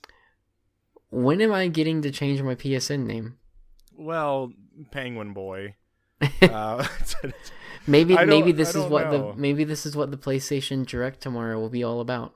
Oh, maybe they're going to like live walk you through how to Oh man, change your you know name. what? I'm gonna say this now since this will like come out after that. Mm-hmm. If by the time this is released, we have not had any updates on being able to change our PSN names, oh man, I don't even know what I'll do. Is it just not happening now? Are they like getting to that point where like, Because okay, they well, we said they thought we could announced it do at the it? end of last year, and they were like early 2019. Yeah, it was in this beta It program was in and a yeah. stuff, and Oh my god. I've been thinking about that recently. Anyway, I do not mean to yeah, interrupt. The reason no, why I no was worries. asking about Modern Warfare, like how recent this was, is because I've seen other people playing it, and so it being on PlayStation Plus, that makes sense. I Oh yeah, completely missed yeah, that, but I was like, yeah, I've seen other people playing it recently, and I've been thinking to myself, what is there a reason? Like, not that it's not a good game, obviously, but it yeah, just seemed like a random thing to be playing again and because I've I seen a think number of people. I think this is a good point, like a good time to release this on PlayStation Yeah. Plus because there was listings that went up last year and there's more listings that went up just a couple weeks ago for a Modern Warfare 2 remastered. Oh, okay. And it's still apparently that's like campaign only according to the listings. Like there's Mm-hmm. no multiplayer tied with that. And of course, that was an Infinity War game. This year's Call of Duty would be an Infinity War game. Yeah. And I was about to ask, yeah. and, So. and Modern Warfare 2 came out 10 years ago. Now Oh, it well, was perfect time. yeah, exactly. That was 2009, so it'd be 10 years since that game Modern came Warfare out. 2, the last Call of Duty game I bought. Yeah, The Modern only, Warfare to be 2. fair, the only Call of Duty game I bought. I do not like the multiplayer for Modern Warfare 2, but I really like that single player. I think single player I is got fantastic. it for $40 on a Black Friday sale the year it came out, and I played the single player and traded it in. Yep. So, yep. There's the Spec Ops mode people really like on that too. Mm-hmm. Yep. But yeah, going back to that, I mean, pretty much the campaign's mostly how you remember it. There's like little cool Easter eggs they put in it. So, I don't think this is necessarily a spoiler since this is kind of about 2011 with Modern Warfare 3. Did you ever play Modern Warfare 3? Nope.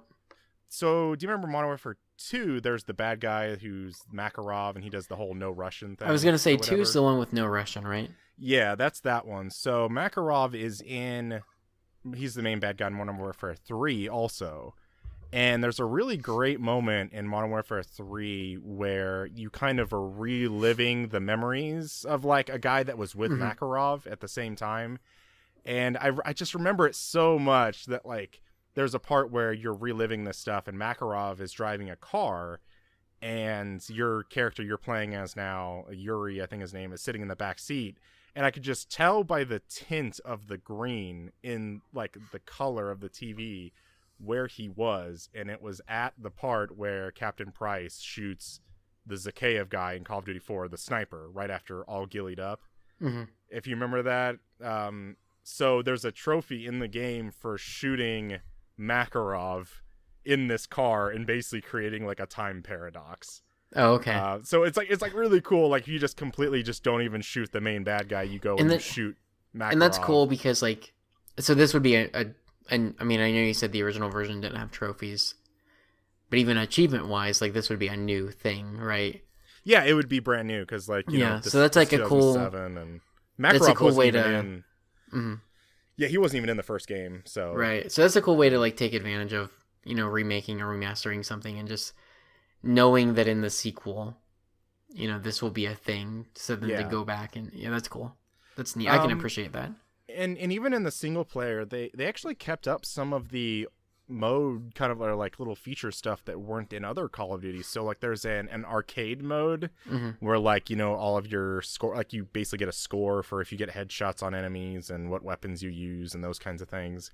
And then there's the stuff where you can put like different filters, like make it black and white or make action really really fast or slow it down, or there's zero gravity, like stuff you don't have in newer Call of Duty games. That they still retained and kept in Modern Warfare Remastered. But other than that, the only other thing I'll say with the campaign that I did not like was that they still kept the monster closets. And I don't know if you know what I mean by this. Oh, I know. So basically, like, you had to get up to like a certain line on the map to make the enemy stop spawning. Yeah. So like if I was behind a piece of cover and I shot a bad guy, literally 10 seconds later, another bad guy will come out from the back and literally go to that exact same spot. Yeah. That you just killed that guy. And you could literally just repeat that over and over and over again. It's the effect of, like, you have to keep moving forward. And if you don't, they will keep coming. But as soon as you move forward, like, a little bit, they stop.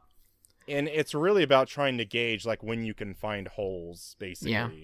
And that makes Veteran the absolute worst. Because it's not like, you know, any other shooter, even like with Halo, it's not like, okay, here's the new area, here's how many elites and how many grunts you have to kill them, and you beat all them, then you move on. It's like, I literally have to keep shooting the same guys over and over and over again until I find the best time to run forward. But yeah, so I thought they would have improved that, which they didn't, and that was really disappointing to me. But I mean, I guess that's, you know, still the original game or whatnot. But to go into multiplayer a little bit, not really liking it. I love Call of Duty 4's multiplayer. They still have the 3 kill streak thing, so it's not like you can choose whatever kill streaks. The parts that I don't like about it, and they still got like all the original same modes. They added like kill confirmed, like that wasn't in the original Call of Duty 4. But they added, like, you know, the loot boxes and stuff like that. They added loot boxes. They added even like extra weapons to unlock, and you can decorate your character, and they've got all the banners and stuff like that. And and to me, it kind of ruins a game, because I just miss playing a game, like going into multiplayer and just being like, okay, here's all the things you can unlock, and then just playing multiplayer. Without having like DLC and loot boxes, and here's where your in-game currency, and here's your paid currency, and here's the new special going on right now for these loot boxes, and here's our new event that's going on with certain St. Patrick's Day emotes and stuff. And it really does kind of work against you, because like because you can get the, you know, unlock tokens, you like to unlock a loot box. But with how infrequently you unlock those, and for the little amount of stuff you actually get in the loot boxes, it really is trying to be like, oh, well, you know, you can pay for these if you want. Like I need like, it was something about like I needed like 11 of these different items to unlock these new guns. And these were like not the standard guns that were in Call of Duty 4. It was like these are like brand new guns that like have never been in Modern Warfare or Call of Duty before. And I don't really like that, because like you have people running around in guns that you're like, what is this gun? Like, this doesn't even look like a Modern Warfare gun. Like, it doesn't even look like an M4 or an M16. This looks like something out of like Black Ops 2 or something. So I don't really care for that. And really, like, for any chance to unlock some of those, either you're going to have to play a ton, or you're going to have to, you know, fork over some cash. So it's just kind of the implementation of some of those, I don't know what you call marketing strategies. I don't know what you call them anymore, but that really just kind of ruined it for me.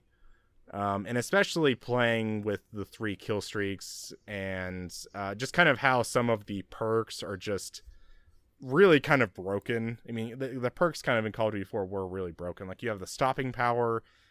You have stopping powers like increased bullet damage, and then you also have Juggernaut, which gives you more health. I mean, really, snipers in Call of Duty games are one-hit kill for the most part in some of the earlier ones.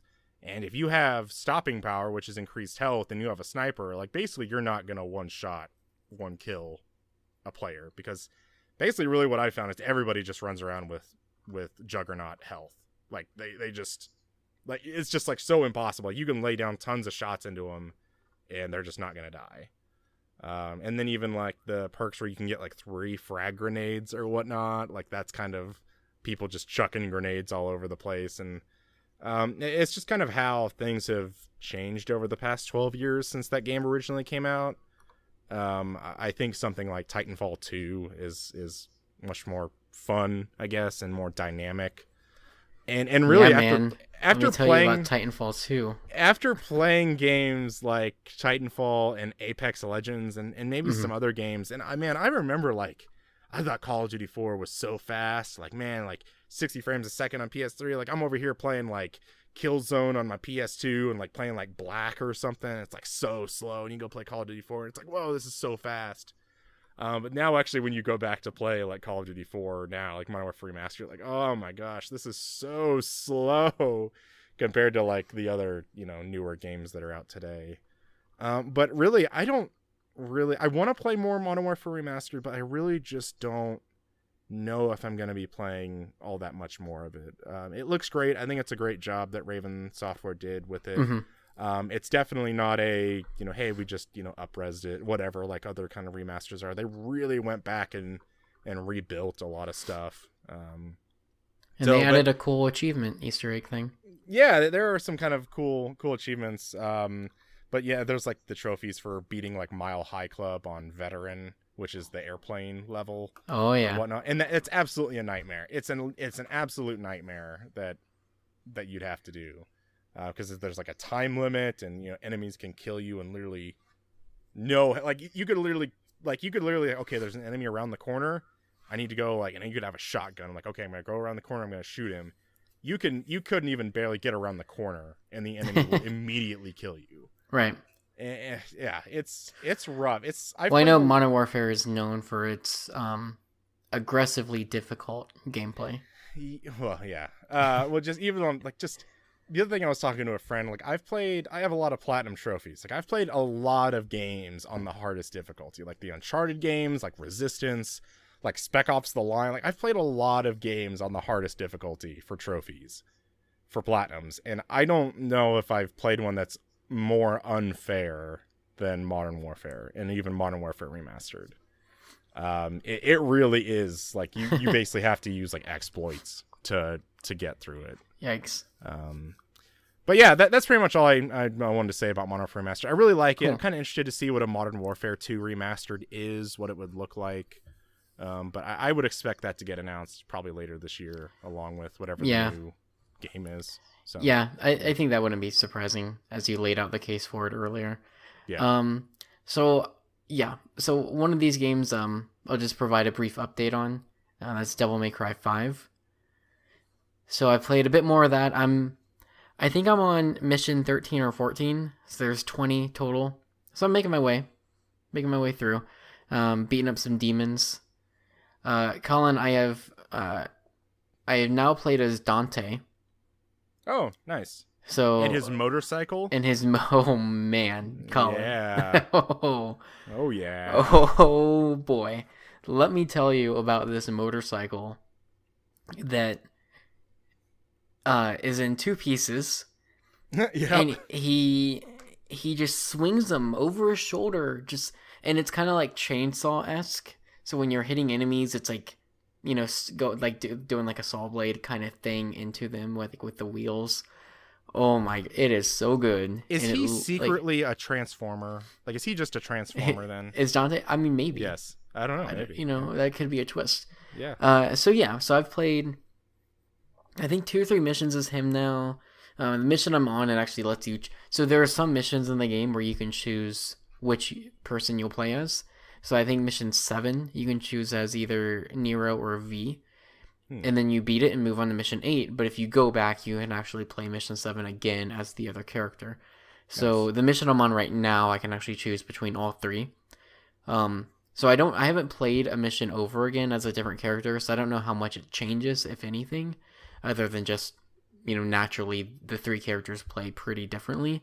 Dante and Nero are probably the closest, in that they're both, the more traditional, you're using sword, pistol, yeah. Now, of course, Nero does have the double trigger arm that we talked about last time. Dante does not. Dante has stances. So you trigger these with the D-pad.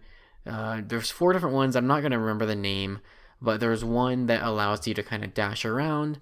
There's one that I think is called like the King's Guard or something, so it's more defensive. The other's more counter-based. There's, more offensive. So you can kind of obviously, I think just your imagination, you can kind of guess what each one, like, just from the brief description, you can kind of see where each one would be headed. But you can switch between the stances on the fly. pull together like crazy combos that way. You don't initially have the motorcycle. You get it after a boss fight, I believe. I believe there's like a boss that's on a motorcycle or something. Something like that. But basically, yeah, man, that motorcycle is nuts. Like it's just crazy. Like it's such a crazy thing to have as a weapon, and I love that it's in there. And you can ride as it too, right? That's Yeah, what I saw. yeah. So it yeah. So you like let's say you're so oftentimes, especially in these kinds of games, if you're far away from an enemy, you'll have moves you can unlock or moves you can do that will close the gap, right? Whether that's a grappling hook or whatever it is. So with the motorcycle, if you want to close the gap, what he does is he takes both sides out, he connects them together all in one like smooth motion, hops on, rides it towards the enemy. As he gets to the enemy, like kind of hops off and they detach, and he uses it to like kind of smash into them. And all of this is like all within like 2 seconds, right? And it's all very smoothly animated. It looks great. It's so much style. It's just a lot of fun. I've definitely been like choosing to play as him over the past few missions just because I want to get my fill in of Dante. As I'm playing as him as well, some of the story beats are kind of coming into play. There's been a few like kind of flashbacks where it's like, okay, this is a few weeks or a month before the events that we've seen. This is where Dante's been. This is what has happened to him. Every mission of the game, it starts and it's like May 15th, or something like that, or June 15th. So there's been a lot of like at the start of every mission, it lets you know what date and what time it is. I guess so you can keep the timeline like in your head. I haven't really been following that much. Sounds like a Call of Duty mission. But yeah, this is the mission. This is the time. This is the day. What happens is when you do get to play as Dante, it does do a brief flashback, and it said, it rolls the time back, and it's like, oh, May 15th or 1 month earlier, and so then you play as a short sequence there, and it's starting to kind of connect those dots, so you can see where V was, where was Nero, where was Dante when these things were happening. How is everything coming together? I won't say specifics, but there's definitely been some story beats with V that I don't think has been necessarily too surprising, but I am very curious to see where it goes as far as his whole like mystery and who he is in the grand scheme of things. But yeah, it is only getting better. So I'm very excited. I think this week I'll try to finish it up. I would have had it finished before this podcast, but this other game came out. It's been taking up some time. So Resident Evil 2. Yeah, that one. No. So it's Devil May Cry 5. It's great. Good. It's great. So Friday, Sekiro: Shadows Die Twice released. This is the newest game from Software. I'm going to say it's a spiritual successor to the formula they built with the Souls games. It is very different, but at the same time, there are a lot of small things, whether they are UI related or otherwise, that are very obviously inherited from the Souls and Bloodborne, or the Souls games in Bloodborne. So, for example, some of the very much smaller things, UI, font, things like that. A lot of the visual kinds of UI elements, a lot of that is very directly carried over from those games. It definitely offers kind of a sense of familiarity. Like straight up like the loading screens, like the main menu screen, all the text, all the fonts that's used for a lot of the inventory, like your inventory, your item descriptions, the item descriptions themselves, like description of items you're picking up, are very much in the same vein of your Souls games and Bloodborne, where it's very lore heavy. This game ditches the silent protagonist. Your character does speak. There is no created character option. You are very specifically a character in the world. Yeah. If you don't mind, I was gonna say, like, apparently, like, I was watching somebody's video and they're talking about like you're playing a character in a From Software game whose mouths move and like you're an actual and to be fair, he doesn't say a lot. Is he voiced by Kiefer Sutherland? No, I don't know. I'm not sure who he's voiced by, but no, Okay. probably not. Okay. He doesn't say a lot, but he is there as an actual character. There is a backstory to him. He's known as the Wolf. Basically, he is put in charge of guarding, like the Divine Lord or something. He was this young boy, basically, and so yeah, there are smaller things like that. I think level design, definitely some heritage there, and the just kind of the interconnectedness of it, maybe closer to a Dark Souls 3 rather than Dark Souls 1, where it felt like Dark Souls 1 was almost like Metroidvania-esque. If you want to go there, whereas now Sekiro maybe a little bit more linear, where the levels don't necessarily wrap back in on themselves as much, but there's still very clearly some heritage there that's being passed down of like, here's, you can clearly, in From Software games, whether it's the Souls series, Bloodborne, and now Sekiro, you can walk into an area, and if you've played their games before, you can start to know, you see similarities, you know what to expect. You can walk into a boss arena and know, or you can come up to the point where you're about to jump down into the boss arena, and you're like, yes, this is clearly where I'm going to fight a boss. Yeah. Or you can be walking down an alley, or you can be walking up steps and know, okay, this is obviously leading me somewhere. And it's not necessarily a bad thing of like, oh, I've seen this done before. It more speaks to their skill set of being able to telegraph things within their level design. If you think about or go ahead. Go ahead. Sorry, like when you were saying that, like, is it a thing that they know that you know? Like, I think it's a very deliberate design. Okay. So the thing I always think about when I talk about like level design or good level design is I think about the video that like dissects the first level of Mega Man X, and it talks about like how great it is because it teaches you things just through its design. And I think that's something From Software has been really good at, and you see that in Sekiro, basically. There's a lot of stuff where it's like, I understand how to do this because the level is designed in such a way that it's teaching me how to do it through design. No specific examples coming to mind, but just there's a lot of that in this game. Okay. Now, the places where it starts to differ, one, of course, yeah, so having a voiced protagonist, there is more of a story here. Not necessarily a ton more.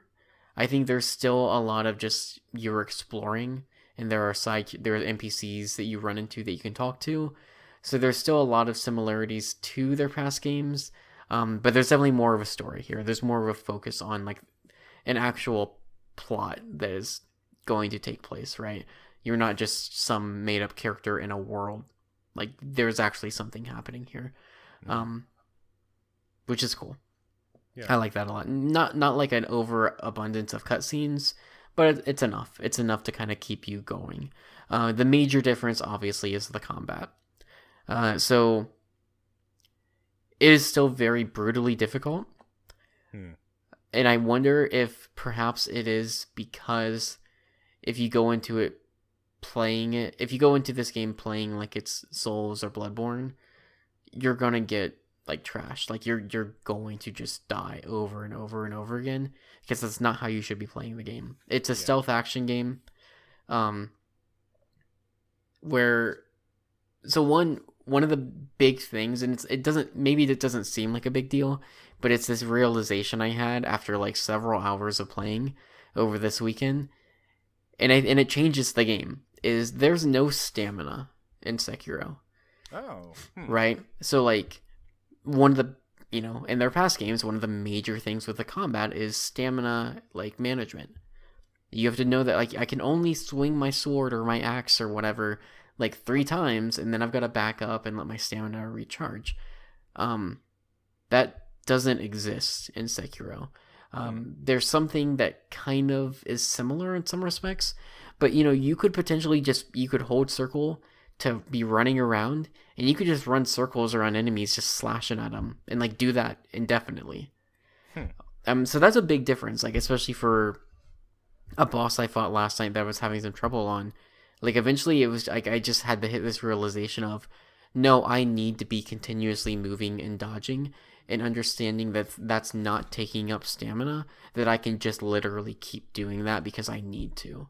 It sounds like circle strafing a boss, like in a shooter. You know what I mean? In some like, respects. Yeah. So one of the big things that you have, early in the game, you fight a boss that you're expected to lose against, and that guy like cuts your arm off, and you wake up next to this character named the Sculptor, and the Sculptor is this mysterious little old man who he is sitting in this hut carving Buddha statues, and he's surrounded by like hundreds of them, and he makes this little gadget that you attach to your arm. I don't remember the name of it, but it is used as your like shinobi tool. So double trigger. Double trigger. Yeah. Exactly. So that is your grappling hook. That's also the thing that as you're exploring, you will find attachments that you can equip to it that will give you other kind of secondary attacks. So the first thing you find is a thing that is a modification you equip to it, and now I can throw like ninja stars basically, right? Or I can throw shurikens. The second one I found was an axe, so I attached it to my arm, and now as like, let's say enemies have shields, if I'm locked onto them, I can press R2. I do like a wind up. I take my axe, I break the shield. When I break the shield, it puts them into a stun state. I hit R1 for a follow-up and immediately like one hit KO them. So the name of the game here is not, it's one of those things where there's a lot of elements of this combat that you have to you've got to learn and you got to get used to, because you can't really play it like a traditional action game. You have to understand what they're really asking for you to be doing in this game.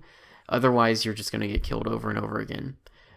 So one of the things that is different and I think really cool and like is a really interesting concept is this game really isn't about taking an enemy's health all the way down to 0 to kill them. Like the health is kind of like a side thing. It's like there are oftentimes enemies that you're not even really paying attention to their health. So basically some enemies will have a health bar, and above the health bar there will be like a dot, like a green dot above it, right? So for a normal enemy, it's all about poise breaking, basically. So basically you run into a normal enemy, maybe you slash them once or twice, their poise meter will fill, or I don't think it's called poise, it's like stance or something. Basically it's the same thing. So their poise gauge will fill up. Once it's filled up completely red, they'll kind of be like, knocked out for a brief moment. There'll be like a red circle that appears above their chest, and you can hit R1 and you do a death blow is what it's called. Okay. So that is like basically the goal of combat, is to be performing death blows to kill enemies. You can't, normal enemies, just a regular old, people you fight on the streets, you could totally kill them by taking their health all the way down. Mini bosses and bosses, on the other hand, you have to do death blows on them. That is the only way to defeat them. Okay. So, mini bosses, which are very hard, possibly harder than bosses, I don't know. I fought a lot of them so far, like probably 6 or 7. These are enemies that are much more difficult and require 2 death blows. These are also enemies that will probably parry every attack. Like they're going to guard everything that you throw at them. So if you run up and you just start slashing at them, they're just going to guard you. And you're very much capable of doing the same thing.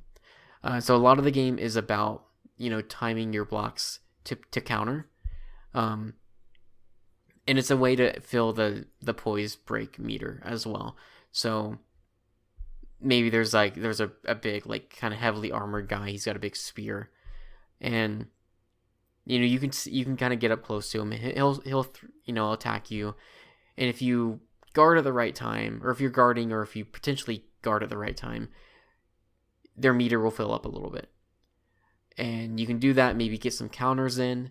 A lot of it is using whether the counters or any other ability the game gives you to fill up their poise break meter rather than depleting their health. Now, the thing is, with bosses specifically, you do want to chip away at the health a little bit, because how much health they have will also determine how fast their poise break meter will deplete, right? So, you could hit an enemy a couple times, the poise break goes up, and then it goes back down. But if their health is below like 50%, that meter's not going to go down that much. And so there are bosses where you want to whittle their health down a little bit just to make it easier to poise break them, because it is required to do the death blows on them. So far I've only had like enemies, mini bosses or bosses that have only required up to 2 death blows. I'm assuming that will go up. But it's hard. Like it's different. Like I can't think of another action game that I've played that is similar. I think one person I thought made a really good comparison is maybe the closest is something like Metal Gear Rising. I was thinking of Metal Gear Rising a lot, yeah. Which is a game that's, pretty focused on those counterattacks and being able to block and parry and then doing things like that. I think that's actually they're still very, very different, but I think that's actually a pretty fair comparison of something that's kind of close to that kind of concept. I thought maybe it kind of sounded like you were talking about last time we recorded about V for Devil May Cry 5, where he has to be the one to do like a finishing blow or something. Yeah, so it's similar. So, and the other thing, right, is so one of the mini bosses I fought was this guy. He's one of the first guys you fight with a spear. And another thing to know in Sekiro is there's no leveling. Okay. There is still character progression. So basically, death in this game is very punishing. So when you die, basically, as you're fighting enemies, you're getting yen or sen, SEN, which is your currency, and then you're also gaining skill points, or you're gaining like experience points that once you get a certain amount, you gain 1 skill point. So basically, when you die, you lose half of your money and half of the experience points. However, let's say you fill up that skill bar and you get 1 skill point, you don't lose that skill point when you die. You do keep it. But, money and experience, you do lose like half of it. However, so in Demon Souls, there was something called world tendency. And it was a very, very complicated mechanic that never really returned to the other Souls games. But basically, the tendency of the world changed as you played the game, depending on how you did. If you died a lot, the tendency would change to make the game harder. Jeez. Or potentially change to make the game easier, depending on certain aspects and variables within the game. It was a very complicated system. I would not be able to do it justice explaining it. Sekiro has something similar. In Sekiro, shadows die twice, right? If you die in Sekiro, as long as your gauge is filled, you have the option of coming back. So it gives you a second chance. Now you can totally just forfeit that option and you can die. But it's a nice thing to have, and you can potentially if you use it, you can potentially get a second one. You could shadow die 3 times, but you have to kill enough enemies and enough time has to go, has to progress. But however, when you die, and you respawn. Shadows die 3 times doesn't sound as good as Shadows die It doesn't. But when you die for real and you respawn at the not campfire or not bonfire, basically as you die more and more, the NPCs in the world get sick. Now I don't know what happens. I don't know what's going to happen because I have a handful of NPCs in my world that I have met who have been coughing. They are very obviously sick. The game has told me as much. Yeah. And because of that, so now I don't know where that leads. There is a way to make them better. I have an item that I recently got that I can offer up to the not bonfire to make them better. But again, I don't know where that's leading. Yeah. But what I do know is okay, every time you die at the start of the game, there is a 30% chance that instead of losing half your money and half your experience, you won't lose anything. Okay? There's a name for it. I'm blanking on the name right now. But if people start getting sick, that 30% chance goes down. So right now I'm at like 11%. So naturally, you want them to get better. One, because who knows what happens if they die or if they get too sick. I don't know.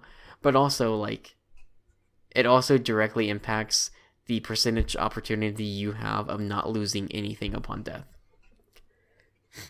So there is that. What else? So yeah, combat, very different. I'm trying to think of what else. Bosses have been cool. I fought 2 so far. The first one was definitely like a moment of like, I have to learn this game. I need to learn what this combat system is. And that's the biggest barrier for me, really. And I say it in a good way, because it's a game that's like, at some point early on, you're going to have to learn how to play this game. But when you do, and when it clicks, it's going to feel great. Like, it felt amazing. So I will say, so like, if you've seen some of the trailers, this is pretty early, so I feel okay saying it. There's a big snake that I don't know if you've seen. It was at the end of like one of the first reveal trailers, I think. Just this giant serpent. I don't think I know. So I'm like going through this area, and it basically becomes this crazy stealth sequence, because there's just this giant serpent that's like weaving in and out of the mountains, and like if it spots you, it just goes in and like bites you, like, or like tries to eat you, and you get massive damage. So that was a crazy sequence.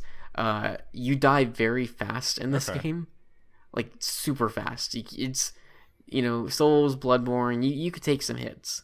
You could level up. You could get your vitality up enough that you could take some hits. This game, no. 1 or 2 or 3, maybe 1. It's kind of keeping you honest. Yeah, it's really. Boy, it's hard. I honestly, I think it might be harder than any of their other games so far. I'm loving it. Oh, good. It's hard in a different way, to be fair. And obviously having I kind of don't know how I feel yet about the die twice element. It's cool to have a second chance, but I wonder, like, because I'm starting to get to the point where I'm able to upgrade my health and upgrade my attack.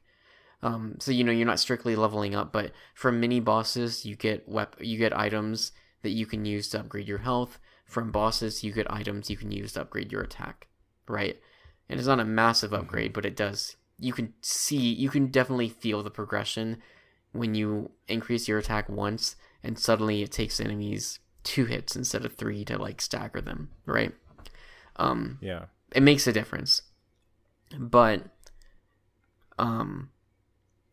yeah, like, I'm still in a point where it's 2 to 3 hits and I'm dead, basically. And so I wonder where the balance, like, I'm curious about the balancing between that and giving us basically a second chance at life, because when you do revive, you only revive at half health. So I don't know. Yeah, I'm wondering where the mechanic of being able to come back, like how that might get expanded upon, because I wonder what the difference between that and just having more health or being able to take a few more hits. Like, I'm wondering, because in the initial reveal trailer, when they first showed that element, it was a regular enemy kills you, you're down, they start to walk away, then you come back up and sneak up on them and take them out with like a stealth kill. That hasn't happened a lot for me. Like, it's not a common thing, and especially when you're fighting bosses and they kill you, even if they start to walk away, as soon as you revive, they're immediately back on you. So it's not like you can use it, like, at least so far, it's not like I've been able to use it to like gain the upper advantage, like for a quick hit on a boss or something. That's not been the case. You don't have like, do you still have like Oh yeah. invincibility dodge Oh frames yeah. or anything with that? Okay. You can dodge. It definitely feels. I mean, the second boss I just fought, the Lady Butterfly. There's even a tutorial tip before her fight that's basically like, hey, sometimes you'll want to dodge and immediately follow up with an attack.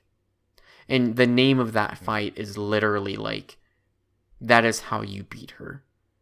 Because like otherwise she'll just block everything you throw at her. So you have to kind of dodge around and attack her from behind. Which is cool. Again, it's bosses having you use the mechanics in different ways to teach you different things, which is awesome. But it definitely, I'm getting the vibe that like, whereas dodging was definitely something I did a lot of in previous From Software games, it definitely seems like this is a game that it's about countering. It's about blocking. It's about that kind of dynamic between knowing when to counter and knowing when to attack. Yeah. The game's excellent. Like it's awesome so far. I think I've put probably around 10 hours into it so far. Okay. And like I said before, like I started this out, and it was something I was thinking about as well. So when we had Bloodborne was like alright, it's still obviously very Souls-ish, but it's a new IP, it's a whole new setting, there's trick weapons, there's a bunch of different mechanics, but at its heart, it was still very much a Souls kind of game, right? Sekiro has been touted as like, no, this is different. This is not Souls. Like, this is very different. And that's mostly true. Like I mentioned at the beginning, like there's definitely some smaller things, UI elements. There's some smaller game mechanic specific things that, the way you use items, the fact that you have a health restoration item that is literally just an Estus flask, like the same kind of mechanic, right? There are other items that you can use that are very much out of that playbook, right? A lot of the smaller things are still very much treading that, like, this is what we've come to expect. But when it comes to the main mechanics of this game, like the major part of the major meat of this game being the combat and the way you're traveling the world, like with the grappling hook, super awesome. Like I haven't even talked about that. But like the level design just vertically, right? Is really like much more open than past games. So like when you factor in that, when you factor in just how different the combat is, this does feel like it's a totally new ball game for them. While still very much being a game that is made for the fan base that they have created through their Soulsborne games. Like, this is very, very different, but it's also very clearly like, this is for you guys. Like, this is something that if you like those games, like, this is for you. Like, this is a spiritual successor, essentially, while being like, if Bloodborne was like a couple steps away from Souls, this is like 10 steps, right? Okay. The heritage is there for sure, yeah, but it's much different. And this is definitely probably a dumb question, but I was trying to think: is this a Souls game or is this just what a From Software game And looks like? I think maybe sense? that's the question. Or not even a question. I think that's something that's going to be fair to say. Is I think eventually it's just going to be, this isn't. These are what the games they make, and obviously they just made their VR game, and I think they've got something else, and they're probably doing Armored Core maybe. So not that they can't do other things, but I could totally see that being the case as well, where like there's a certain style of game they make, and each one can be totally different, but there's definitely there's definitely similarities shared. There is like a consistent theme or consistent UI or consistent whatever that they use to build off of to create like completely different experiences, which is great. Like it's cool. Like the foundation is shared across many of their games. But Sekiro, the direction it goes is totally different, and combat being like the 90% of the game, like it is so vastly different. There's like many changes that are just completely changed the way you should even play this game combat wise, which it makes it feel like a totally different thing, even if there's a lot of like similarities. Okay. Yep. Yeah. So I anticipate the platinum I haven't. trophy. Yeah, I mean, I would like to. There's no difficulty settings, so it's not like that's anything I have to worry about. I assume there's a new game plus. Yeah. It's hard to it's hard to guess. Like I would, because again, a lot of the smaller things are very much the same. Yeah. If you're not leveling up, that was kind of the point of a new game plus, yeah, isn't it? I mean, so there are skill trees though, right? Like the skill points I mentioned, like you are unlocking skills. So one of the things I was gonna say is one of the mini bosses you fight with a spear. One of the things it's something that you learn early on is like, okay, there are certain skills or certain things that this game is going to give you that you have to have, because if you don't have them, the game's going to be a lot harder. So for instance, the spear guy, he has this move that he it's like a thrust attack, right? And you can't counter it the way you normally would with your like katana. What you can do though is if you when you unlock the skill for it, which is like one of the first skills you unlock, what you do is you dodge into it and you take your foot and you like step onto the spear and slam it into the ground. Okay? And when you do things like that, it basically like allows you to fill up their poise break gauge like significantly. So, without that skill, this enemy is like really, really difficult, but with it, you're able to easily poise break them and get your death blows in. Yeah. So there's a lot of skills you can unlock. They're all based on like a number of different things. I just unlocked the ability to start upgrading my like shinobi arm thing. And that skill tree is like pretty large in and of itself. So there isn't like level like progression, but you are getting skill points. You are upgrading things and learning new abilities, getting new skills for combat. So it is different, but there is character progression there. Like I said, when you beat a boss, you can upgrade your attack power. When you beat a mini boss, you can upgrade your if you get an item where if you get 4 of them, you can upgrade your health. So like you are progressing in that way. It's just a bit different. There aren't your sword is your sword, like that is the weapon you have.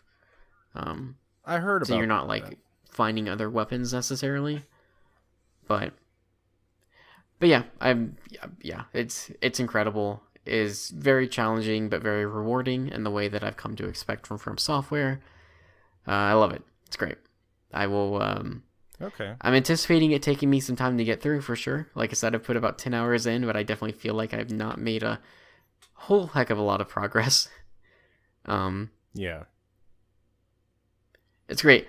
Okay. I'm sure you'll be. I will talk about it plenty probably more, I'm sure. Now, one last thing I want to say. Yeah. And there was a sequence I was playing last night, and I just thought this was funny. Is I'm like, they talked about the grappling hook and how like the verticality of levels is totally crazy now, and so I'm on top of like a roof of a building, and I'm running across, and as I'm running across, like, I just hear this like this like yelling, or I don't like I just hear this thing, and I look up, and there's this guy just like dive bombing towards me, and I just from the air in the air, and like from nowhere. It seems I'm not really sure where he came from.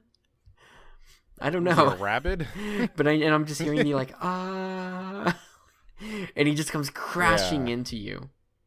It's I don't know. It's weird. I thought it was funny, but it's totally totally one of those things that you kind of expect from Software, like level design of just weird things happening where you're like, oh god.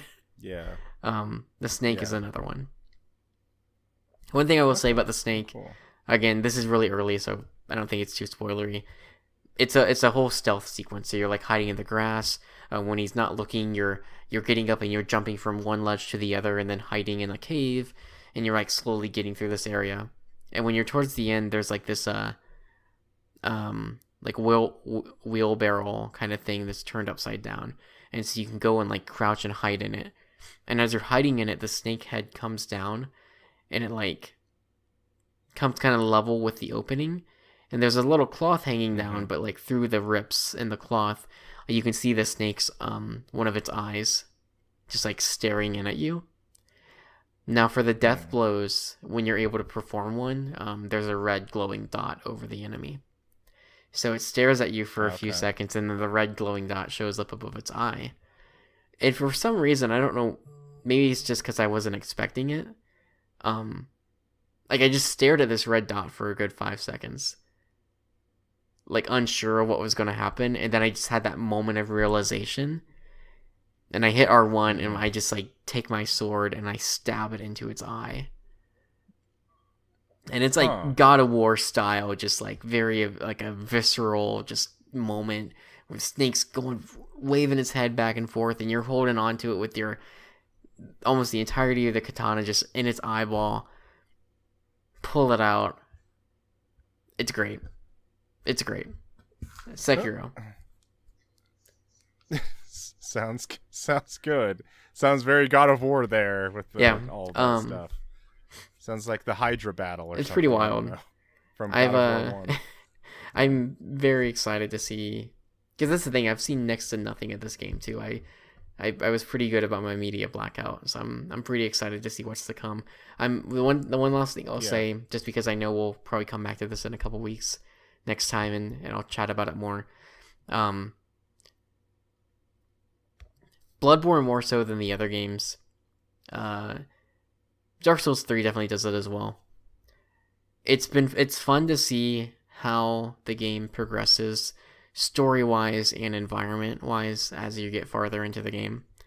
Bloodborne is famous for becoming very like Lovecraftian and cosmic horror, like as you get like past that midway point. So I'm really interested, like right now a lot of this is very like feudal Japan. There hasn't been a lot of, one of the things I've wondered is like how down to earth is it going to be, how grounded will the story be and the characters and enemies. Thus far, with a few exceptions, it's been mostly human enemies. Again, a few exceptions. There's been some like otherworldly, like, or monsters, or the second boss like summons like ghosts, phantoms. There has been some mysticism, kind of mystical elements to it, but with like the giant serpent, right, and some other enemies I fought, I'm excited but also very curious to see how far in that direction they go. But I don't know. I'm not sure yet. Yeah. We'll see. Is it game of the year? Maybe so far. Very real chance. Time? Right now, like at this point, I would. So I like. Maybe this speaks to the quality of it. Of all the games I have played, not necessarily finished, I think my two frontrunners would probably be Sekiro and Resident Evil 2.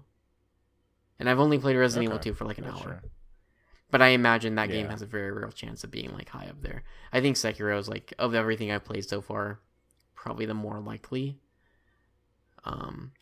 By a long shot. Well, thank goodness somebody drafted that game. Yeah, you got some points. I was gonna say, yeah, I did. Yoshi's coming out this week. You better hope that game reviews really well, because that's my counter. That was my counter pick for you. Yeah, I mean it's probably like a not great. I mean, I'm probably guessing like mid. But if it's above 70, now. I'm still losing points on it. So okay, well, hopefully it gets that Nintendo little. I'm excited for it. I'm planning on getting it as long as it isn't like too terribly scored. Okay. So like if it's 80s, you know. Yeah. It'll be a good palate cleanser for Sekiro. For sure. Yeah. Not enraged over. I haven't. Yeah, you know, I never really have gotten angry at any of their games for the difficulty. That has mostly been the same for Sekiro. Well, let me recommend you Modern Warfare Remastered on veteran Yeah. difficulty. Yeah. Yeah. Yeah. All right. Well, cool. I also just had an Apex Legends update on my list. I don't feel like I necessarily want to talk about it too much. There was a new update, new character. It's got their like battle pass things out now. But not really a ton new else to say, and I'm honestly probably going to talk about it maybe later on. Apparently, Sony had some listing that I guess got taken down promoting the game, saying like, "Oh, season 1 is going right now," and being like, oh, Octane's like the new character, and then there was some line about like, "Oh, there's another new character coming within this season," so like that kind of spoiled that a little bit. So maybe even within the next month or two or something like that, we might get another character shown off. So yeah, I'll probably pass on talking about all that much. It's still great. I still love that I haven't talked to a single person, and I've won multiple games. Nice. So yeah. But I mean, honestly, that's unless you got something, I don't really have anything else. I'm trying to think. I've been getting closer and closer to buying Baba Is You. Or is that I don't. Is that what that game's called? Baba? Let me see. Papa No, yeah, it's EO? Baba Is You. So it's I've been hearing about it a lot. Like, and I'm saying this because it's like I will probably buy it tonight, and I'm planning on it being my bus game for the Switch. I was gonna say, yeah. So it's out on Switch and PC. So basically, it's a puzzle game, right? Very like simplistic art style. I guess like the best like I'm hearing about it a lot. I've been hearing a lot of like really high praise for it, and I've seen some pictures of it. I'm like, okay, that looks pretty interesting. But it wasn't until I saw like a GIF of it a week ago that I realized what this game was, and it's one of those things where like you see like you just need to see a few seconds of a specific moment to go, oh my god, that's awesome. So, for instance, like to pull up a screenshot, like the best I can. Let me see if I can find a screenshot, and I'll try and describe it. Are you watching the video? The trailer right now. So what it does is on the Nintendo channel. It'll have like role sets defined within the level. So for example, it'll say like one of the screenshot I'm looking at right now, it'll say like Baba is you, which means okay, you are Baba, which is like the little dog character that you control. It'll say wall is stop, which is, setting a rule for you can't walk through when you hit a wall, you stop. It'll say like flag is win, and then it will say rock is push, so which means you can push rocks, and if you walk into the flag, you win the level, right? So basically, like I saw that and I'm like, okay, interesting, and the player pushes the block, gets to the flag. I'm like, okay, cool, simple puzzle game. I've seen this before. The crazy thing about this is these rule sets can be changed, and when they're changed, that completely changes the level, obviously. So, for instance, like the example I gave, right, where it says wall is stop, you can like, as Baba, you can like push the letters, because they're all their own thing. So like wall is its own object, stop is its own object, is its own object that you can push, right? So you can push to where it would say wall is you, and suddenly you're controlling the wall. Like suddenly the entire wall of the level, you're moving up, down, left, right, and you use it to push Baba to the flag. Or you use it to completely remove the wall from the level, and suddenly you walk over to the flag, right? Like it's sounds like a programming and so that was like that. I think that was like the thing that I saw like a video of and went, oh, okay, right? Like it's suddenly the light bulb goes off. So I think it's like $15 on the Switch. I'm like, it seems like the perfect just game to pull out on the bus and play, because it's like a 30-minute ride for me. So I think I might do that. I meant to do that like Thursday night, but I forgot to. I think I might do that tonight and then play it this week on the commute to work. I've heard it's very hard. That it's like a very tricky kind of puzzle game. Not sure how long it is, but I'm definitely like, I've seen enough praise for it, and I've seen enough of it where I'm like, all right, I gotta check this out. Right. Other than that, I think that's it for me. I don't think there's anything else that's like been on my horizon recently. I think definitely going to be a lot of Sekiro over the next couple weeks, I'd assume. Yeah, the invitation for Resident Evil 2 Yeah, I know. cast. Yeah. Yeah, still. I need to still just there, I need to just take a couple days and just do it. I think, I don't think it would really take you that long. And that was the thing. I was even thinking about trying to finish like time. DMC 5 this weekend, because like that's another one where I'm pretty sure I can get through the rest of it pretty quick. Yeah. Maybe next weekend it'll just be my Capcom weekend. My RE Engine sounds expedition. Good. And then when you get done with Sekiro, then you're going to be like, man, I love Japan. You're going to go play the Onimusha remaster. And then... Probably not. I don't know. I think immediately following Sekiro, I'm just going to pick up Yoshi. and just, walk my way through Yoshi. Because I don't think that... Basically, walk, That'll be a perfect palate cleanser for me. So... Yeah. Cool. For sure. That's a podcast. Yes, it is. Another 2 hours or so in the Thanks book. for joining me again. We'll see. I don't know. I'm thinking these bi-weekly things might work pretty well. We'll have to see. Yeah, I'm liking this too so far. Yeah. So I'll probably see you a couple weeks, and we'll reconvene. Here's what I gotta know though. Or we gotta place bets. Do you think we'll have Sekiro beat by 2 weeks from now? Normally I would say yeah, because like I usually will get through games quick. I don't know. I don't think I will. I did not making progress in that game. It's taken some time, and this was probably the weekend I had the most time to play it. So, and here I am. Here you are. Just got to record more podcasts. Maybe, that's how we can make sure you don't get to it in time. I don't even know how many bosses there are.